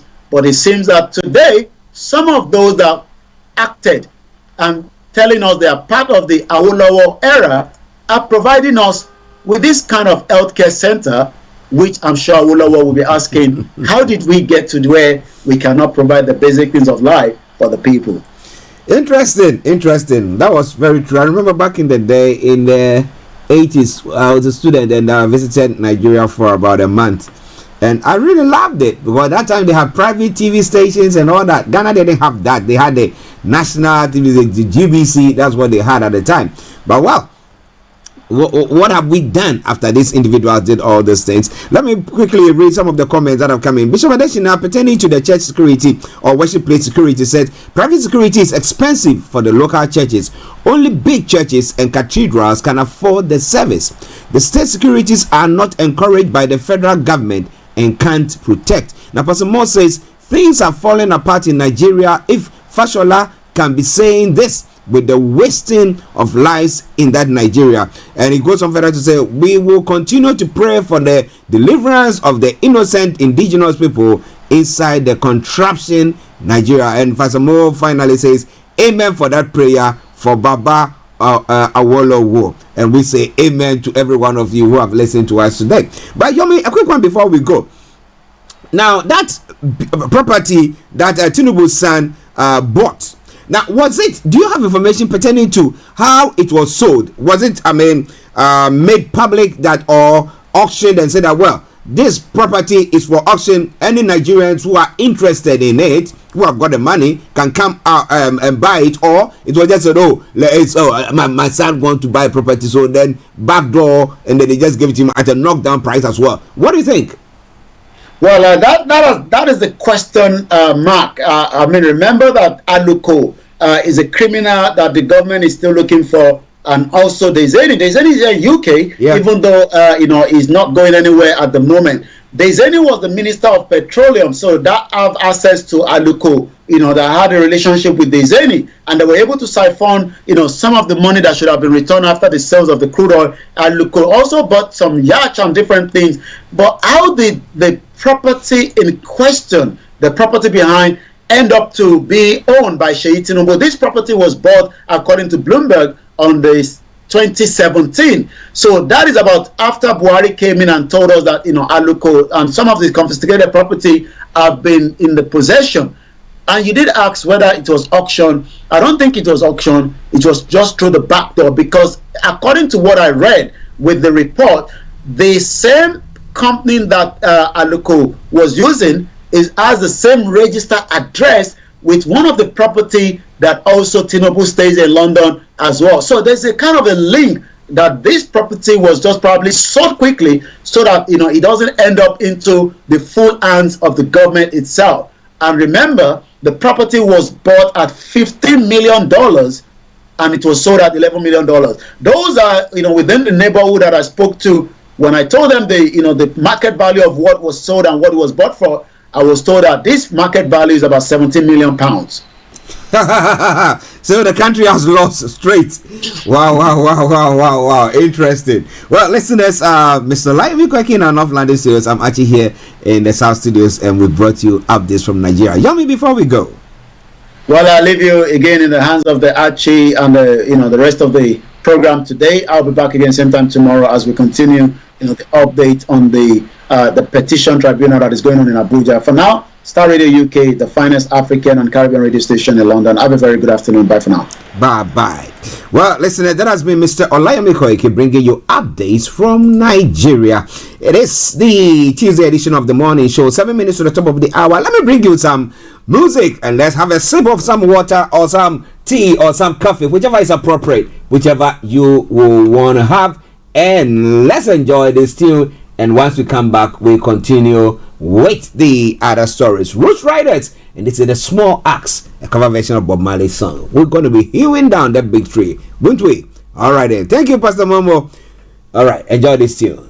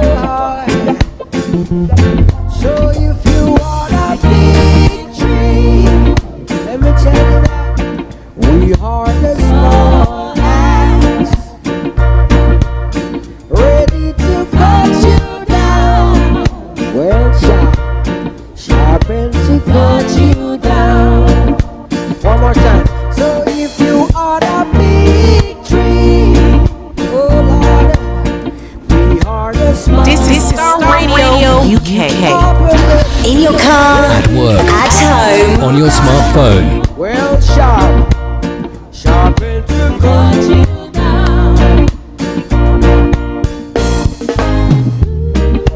These are the words of my master. Keep on telling you, yeah. Oh, we look hard, shall prosper. In your car, at work, at home, on your smartphone. This is Starr Radio UK. Falling and go down. And whosoever get up in it shall bury in it, shall bury in it. So if you are the big tree, we are the small axe, up and ready to cut you down. World sharp and to cut you down.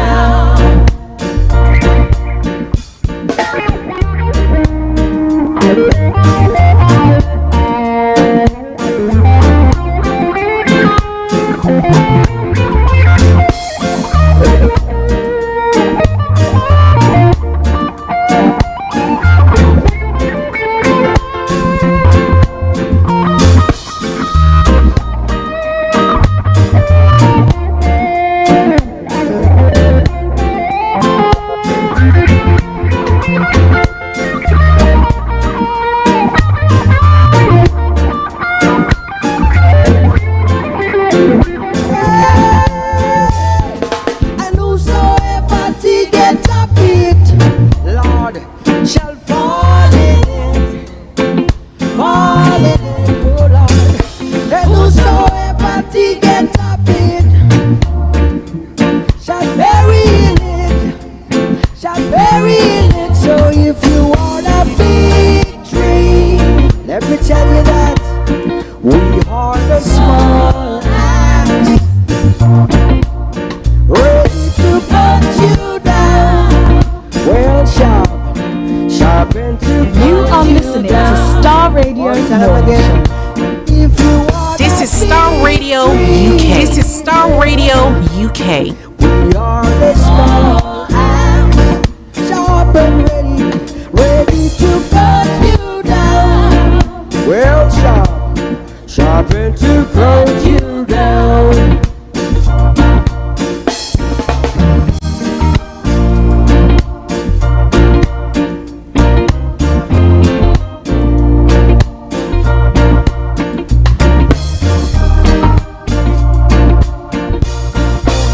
Hi everyone, it's your girl BB Clement, the author of How to Go From Employee to Entrepreneur and the host of your weekly business show, BB Means Business, the show where we discuss everything you ever wanted to know about business but you were afraid to ask. How do I start my business? How do I raise the finance? How do I grow my business? Where am I going to find my customers? Join me every Tuesday at 1:30 p.m. on Starr Radio UK to get all the information and tips that you need to become a successful entrepreneur and become financially free. Remember, don't let life dictate to you. Rather, put your signature on life. Everywhere you go, Afrobeat reggae dancer taking over. Everywhere you go, Afrobeat reggae dancer taking over. Yo, what's up, people? This is a boy Raskin Bobo One. Tune in every day, every night at the Starr Radio UK with the big man them Archie. When I say Orta, you say fire. Welcome back to the program Starr Radio UK, your favorite African and Caribbean radio station in London. It's exactly 12 o'clock from the hearts of London, and of course, it's a continuation of the Tuesday edition of the morning show. Earlier on, those of you who missed out, we had Mr. Olayomi Koiki bringing you all that you need to know pertaining to what is happening in Nigeria. Well, God willing, tomorrow he's going to be joining us, and we hope that the court hearing, the tribunal hearing will be going on as well, and some other stories more going to be coming from there as well. But it's one thing that we pray for: good security for the people, health, and what else? Yes, we pray for all that for them, that Nigeria will not happen to them. But let me announce the lines open now, because as I did say, this afternoon we have BB Clement, who's going to be away with BB Means Business. And today she'll be talking about wealth creation God's way. Wealth creation God's way. But let me read this. So the cost of living is getting higher. AI is about to disrupt the marketplace beyond recognition, and the future is increasingly looking like a fight for survival. Now, only God can help us now. Join me at 1:30 p.m. today as I review my new book, Wealth Creation God's Way. And let us hear what God says about how or our financial future, because everybody else is out of ideas. So you join her on the Starr Radio platform exactly at 1:30, and as I did say, we're going to be looking at some preparing the grounds for her so that she can join us. That's why I said that the program will be finishing at 12:30, so that we'll prepare the grounds for BB Clement in the next hour to come in. And if you have to cook, you have to get yourself anything to prepare yourself so that you don't miss out on it, because we really need that. If AI is taking over your job, what else can you do? Well, so if you want to join in the conversation this morning or this afternoon, as I would say, call us on 0208-133-2257 or 5802-08-133-2257 or 58. And those of you in the US, Caribbean, and Canada area, it's 001-718-303-2737, 001-718-303-2737. To text or WhatsApp us is 0753-966-1744, 0753-966-1744. For our Twitter handle is at Starr Radio UK, and our email address is info@starradiouk.com. All right then. So now we're going to be moving on to some other stories making the rounds. So now moving on straight to some of the African countries as well. South Africa is sending troops to deploy against rebels in East DR Congo. Let me bring you a quick one on that. Now, South African countries on Monday agreed to deploy forces to help quell violence in the Eastern Democratic Republic of Congo, where armed groups have terrorized civilians for decades. The summit, a special summit of the 16-block South African Development Community, which includes South Africa, Angola, and Tanzania, backed the deployment to restore peace and security in Eastern DRC. The South African Development Community said in a statement from the Namibia capital Windhoek. The meeting did not give the numbers of troops to be deployed nor a timeline for the deployment. The decision was reached at talks attended by several heads of state, including DRC's Felix Tshisekedi, his South African counterpart Cyril Ramaphosa, and Tanzania's Samia Suluhu Hassan, and ministers from the regional group. Now, armed groups have plagued much of mineral-rich Eastern DRC for 3 decades, a legacy of regional wars that fled in the 1990s to the 2000s. One militia, the M23, has captured swaths of territory in northern Kivu since taking up arms in late 2021 after years of democracy. So, is it a good move by them?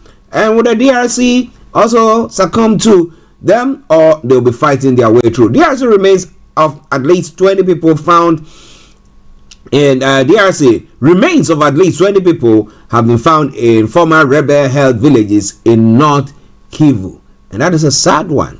We have just discovered with the army specialists that there was the real stronghold of the that here was the real stronghold of the terrorists, and the human remains there as well. Okay, and Burundi former Prime Minister Alain Guillaume Bunyoni has been indicted. By who? The former all-powerful Prime Minister of Burundi, Alain Guillaume Bunyoni, appeared in court on Monday, where he is accused of undermining national security and insulting the president. Witnesses and a judicial source has reported everyone was surprised to see him, said a witness on condition of anonymity, specifying that the accused wore the green uniform of prisoners in Burundi. Now, during the hearing, his pre-trial detention in Gozi prison in the north of the country was extended. A judicial source told the AFP, requesting anonymity to discuss the case. The former Prime Minister arrested last month in the capital, Bujumbura, was formally charged on Friday by 3 High Court judges sitting behind closed doors, the source has said. He's accused of undermining internal security of the state, undermining the proper functioning of the national economy, and personal enrichment, according to court documents that AFP was able to consult. He is also accused of illegal possession of weapons and insulting the president. And insulting the president and all that, I don't see anything. I mean, people can have their say, people can be in their houses, say all sorts. Okay, if it came on the public into the public domain, fine. But my quest is that if it's not political witch hunt that is going on, that because maybe while they were in power, he was a strong man and he was doing all sorts, and now that he's out of power and maybe critiquing government, they are coming against him because they think that they are making him unpopular, and maybe saying that whatever the president is or whatever,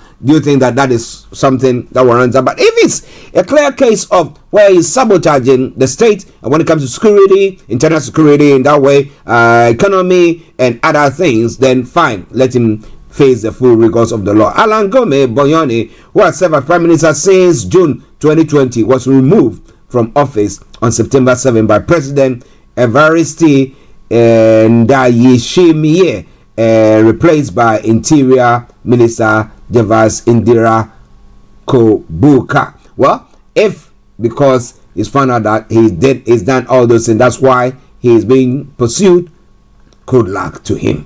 Well, Starr Radio UK. Now, some other stories there from the African front. In Sudan, ethnic clashes has started and curfew has been imposed.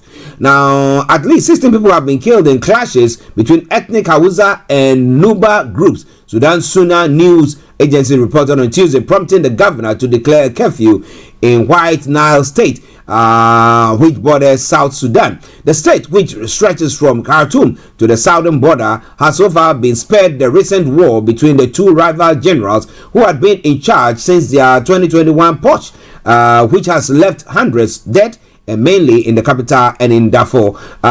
This ethnic violence is not related to the power struggle in Sudan. The conflicts between communities regularly erupt in Sudan over access to water and land, vital for farmers and herders, often from rival ethnic groups, while a large number of weapons are in circulation after the decades of civil war. Ethnic clashes that broke out on Monday in Kotsi, the capital of the White Nile, between the Hausa and Nuba escalated again on Tuesday, killing 16 people on both sides, the official Suna news agency has said. There were also many injuries and houses burned, it said. Now, the events prompted the governor to declare a curfew from 20 hours to 05 hours local time.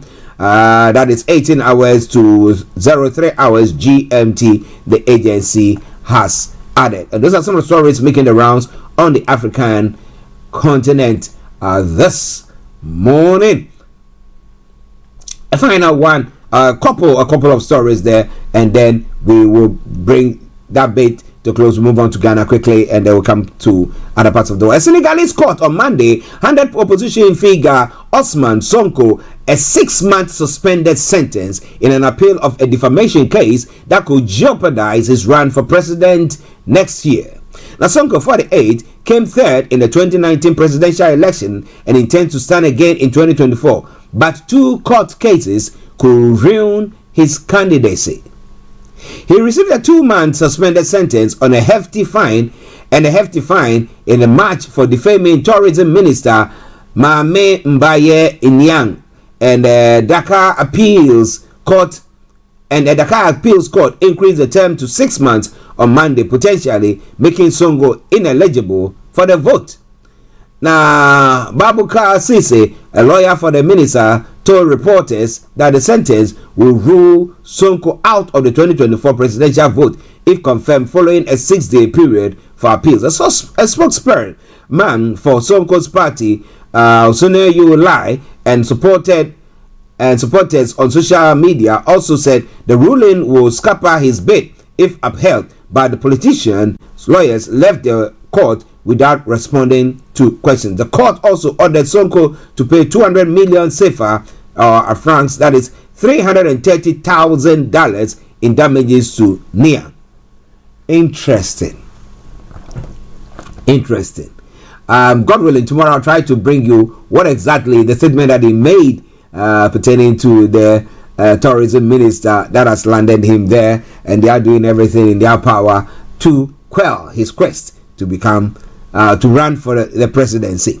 Now on Monday, the ex-rebel leader, the former Ivorian Prime Minister Guillaume Soro, has been in exile since 2019, said on the YouTube channel that there was no reason why he could not run for president in 2025. There is no reason not to be a candidate in the next presidential election, Guillaume Soro said after several months of silence in an interview of more than an hour by his communications director. Now, Guillaume Soro urged the leaders of his party, Generations and People's Solidarity, to work on the ground to consolidate the organization capable of taking up the presidential challenge. Mr. Soro repeated that, according to him, neither prison nor exile is a break on a career, on a political destiny. Now, during my exile, I went everywhere to America, Europe, the Middle East to make contacts, participate in meetings and private appointments. He said, these months when I refrained from speaking publicly marked a great work of reflection for the construction of our movement, he added. Already in exile, Guillaume Soro has been sentenced in Cote d'Ivoire in June 2021 to life imprisonment for undermining state security, accused of having fomented a civil and military insurgency aimed at overthrowing the regime of current President Alassane Ouattara in 2019. The dissolution of his movement had also been requested by the court. This so-called dissolution is totally political. He said, these are not the latest GPS that we wanted to dissolve. The truth is that it is a man to whom we want to prohibit politics in Cote d'Ivoire, he denounced. The Ivory Coast is their the Ivory Coast. It is there, my country. It is there that I have vacation to finish my days, he insisted. Okay, those were some typos, or I think the direct quote from him that has been posted there. So I was just putting that across. All right then. So Starr Radio UK, your favorite African and Caribbean radio station in London.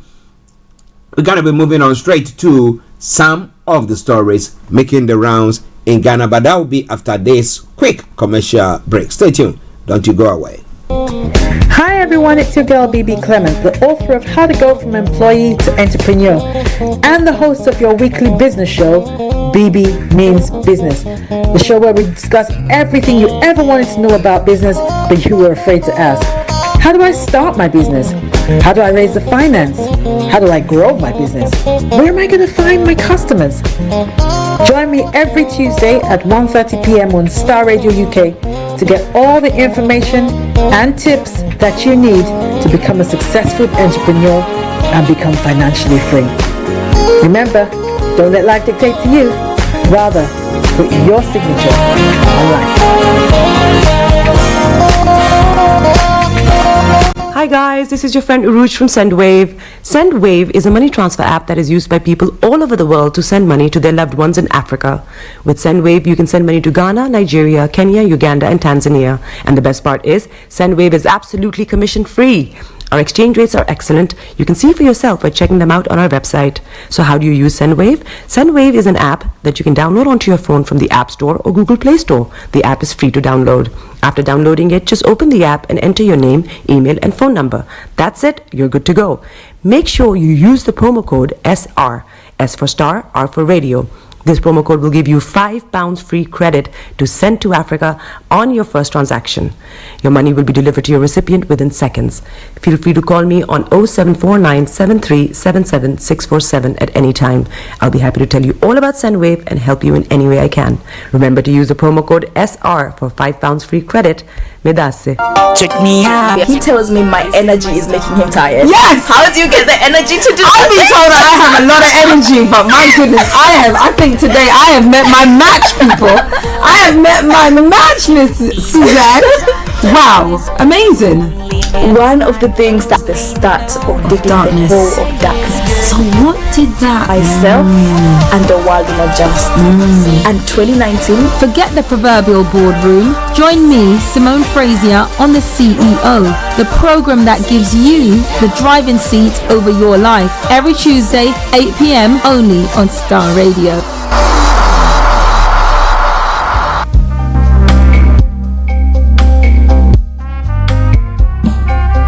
Are you looking for the fastest, reliable, and trustworthy door-to-door shipment company? Well, look no further. When was the last time your family received a shipment back in Ghana on time and in time? You are not sure? Well, Lamb Shippers, we pride ourselves with being the fastest, reliable, and trustworthy shippers you can use. You are assured of a prompt pickup anywhere in the UK by our personnel. They also make sure your items are well packaged to get to its destination in time. When it comes to door-to-door shipment, look no further. Well, Lamb Shippers, contact us on 07939009321 or 07498911820. Or you can visit our website www.welllamp.co.uk. You can also drop us a mail, info@welllamp@gmail.com. Well Lamp Shippers, fast, reliable, and trustworthy.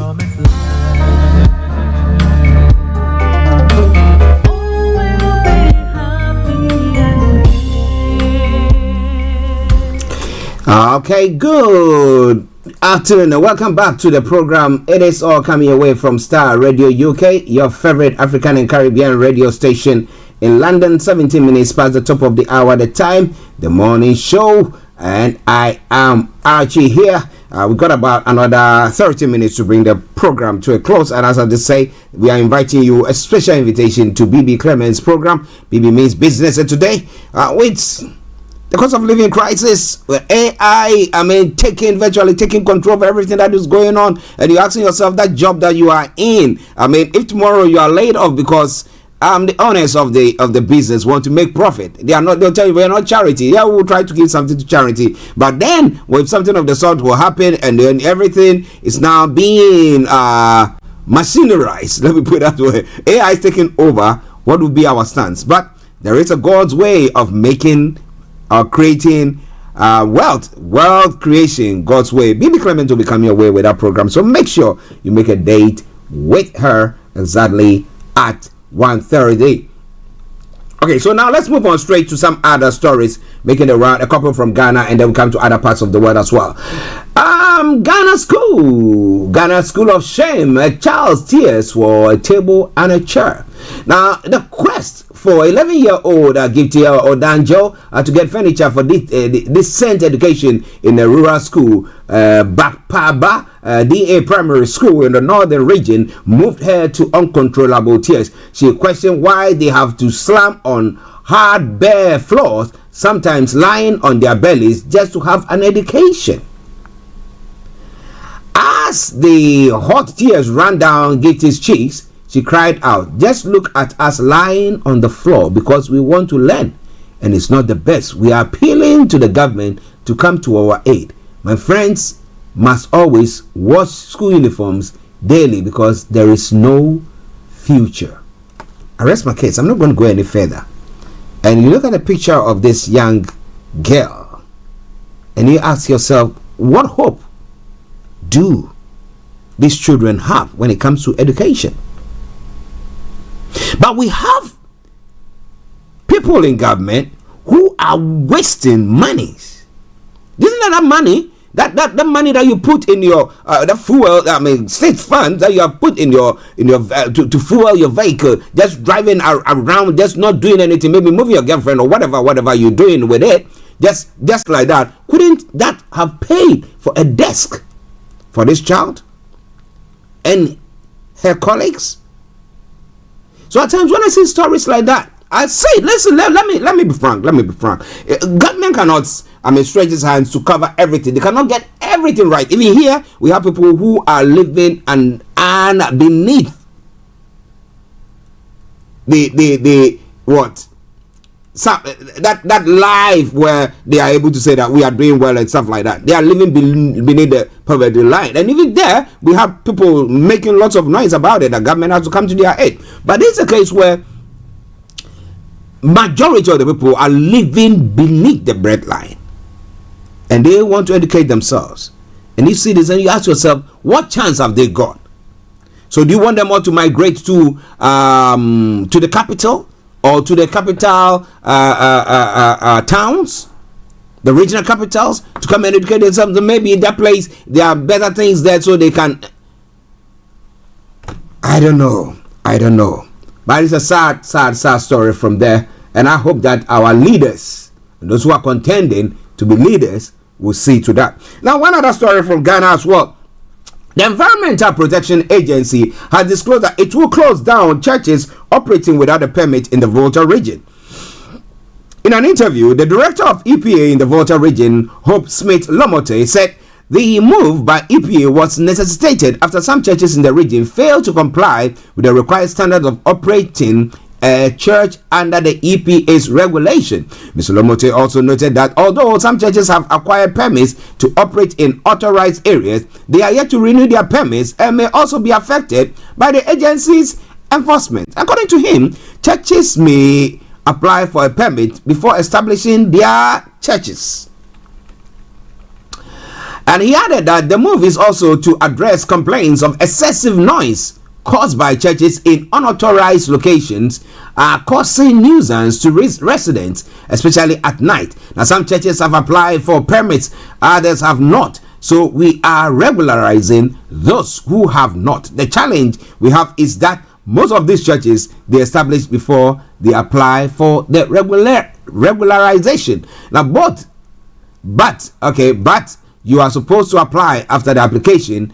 We check and see if the place is conducive enough for such a facility.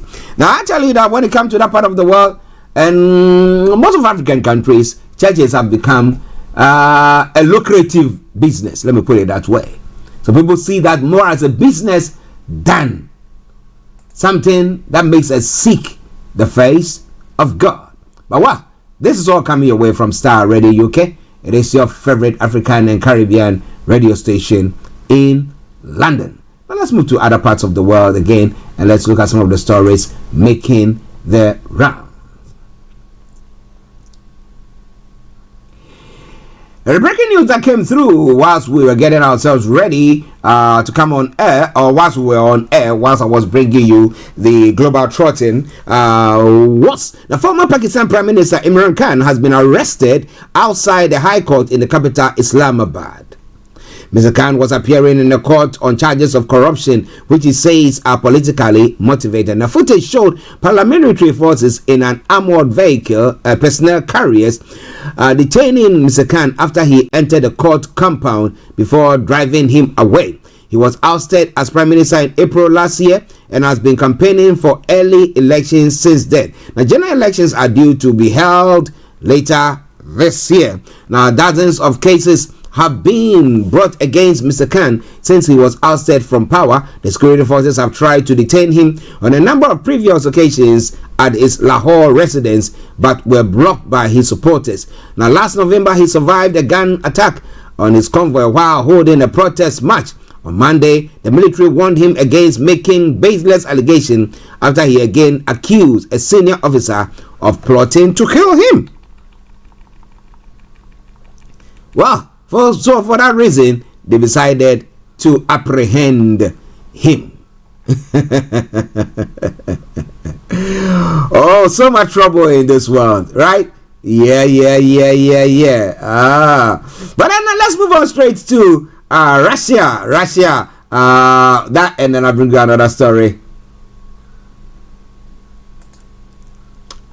So, Russia has increased attacks on Ukraine in recent weeks. But President Vladimir Putin has told Moscow's Victory Day parade that the world is at a turning point with a real war being waged against Russia. The annual holiday commemorates the Soviets' victory over Nazi Germany in World War II, but some events in Russia have been scaled back over security concerns. Now, Putin again sought to link Russia's invasion of Ukraine to the struggle against Nazism, now claiming that Russia was defending its sovereignty. Now, meanwhile, European Commission President Ursula von der Leyen is holding a news conference in Kyiv with Ukraine's President Zelensky. Now, von der Leyen says Kyiv is the beating heart of European values, while Zelensky says success is defeating Russia attacks proves we can win over the aggressor. Now, earlier, Putin said Russia wanted a peaceful future and blamed the West for sowing seeds of hatred and Russophobia. Now, Ukraine, meanwhile, says its air defense downed 15 Russian cruise missiles launched at Kyiv overnight. No casualties have been reported. Well, if they need those arms to actually quell whatever attacks that they are under, why not? But saying that the West is giving Russia a bad name, Russophobia. well, that's an interesting one. But the final story that will bring the program to a close, as I did say, we have to prepare the ground for BB Clement today, because it's going to be a smasher of a program, and I want to invite you especially to be on that program this afternoon exactly 1:30. There's going to be a few movements here and there. That's why we have to finish the program. Then we organize all those things for BB to join in. Well, law behind coronation arrest too broad. That's what an MP has said. A controversial new law under which 6 anti-monarchy protesters were arrested on Coronation Day has been criticized as too crude and too broad.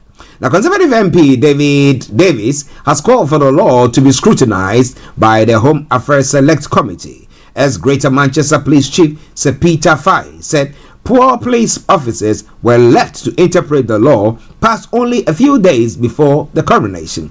But Prime Minister Rishi Sunak said the law was the right thing to do. The Metropolitan Police has expressed regret over the arrest after a review found that there was no proof that 6 protesters who were arrested when their vehicles were stopped near the procession route were planning to use lock-on devices. In total, 64 protesters were arrested on Saturday, but the police has come out to apologize. Former Cabinet Minister David Davis was the only Conservative MP to vote against the changes to the Public Order Bill. He told the Today program, "There's too many elements of the law that are too crude and too broadly defined." What the government said was that it expects the police to come up with standards of behavior. That's very woolly. Now, if we're going to do that, we should do it properly, do it centrally, with the same levels of democracy in the whole country. No one wants a day ruined by the right to put up placards is virtually absolute in British democracy. So they think this is a clamp down on freedom of speech or protests. What do you think about all that? Well. Continue to ponder and debate it, but I promise you one thing for sure, that come tomorrow, we're going to be looking at all this and a lot more. But this is where I bring the program to a close, because as I just say, we're going to be having BB Clement this afternoon, and we're going to be preparing the ground for her. But remember, the program starts exactly at 1:30, where she'll be telling you more. And as I just say, she's going to be looking at her book, World Creation, God's Way. Well, with AI taking over everything that we are doing, in a time where virtually everything, you go to the train stations now, we don't have the ticket machines, the ticket vendors are they are there to see to it. But earlier on it wasn't like that. But now you go virtually, people don't talk to people. You go to the shops and you just go to your till, self-checkout, and it is done, and then you are moving on. Those are AIs taking over, okay? And they recognize you, they blah, blah, blah, and everything. It's going to get to a point where the cost of living is getting higher. AI is about to disrupt the marketing place beyond recognition, and the future is increasingly looking like a fight for survival. Only God can help us now. Join me at 1:30 p.m. today as I review my new book, World Creation, God's Way. Let's hear what God has to say about our financial future, because everybody else is out of ideas. But BB has got some idea for you. So join her at 1:30. Listeners, this way, and viewers, this way I bring the program to a close for today. We're gonna be with you tomorrow, God willing, on the Wednesday edition of the morning show with Mr. Olayomi Koiki. So wherever you are, stay tuned. Don't you go away. Enjoy this music, and this is from Ash, and it says, "No Woman, No Cry." Another cover version of Bob Marley's tune. Stay tuned. When a song ends and you don't hear from me, it'll be me, Archie, saying, have a top of the day, and bye-bye for now. See you tomorrow. Bye-bye.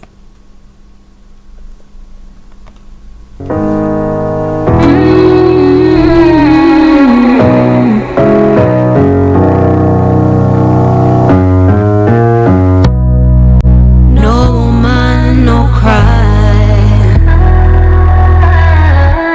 No woman, no cry. Here, little darling, don't shed no tears. No woman, no cry. Said I remember when we used to sit in the government yard and trenched out,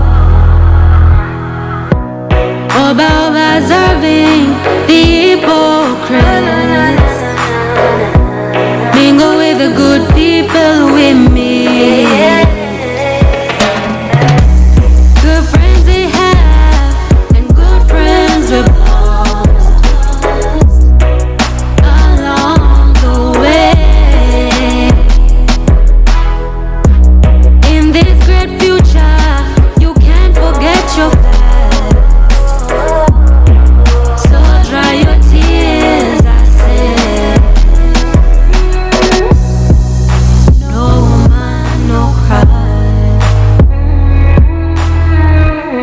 No woman, no cry. Here, little darling, don't shed no tears. No woman, no cry. Said I remember when we used to sing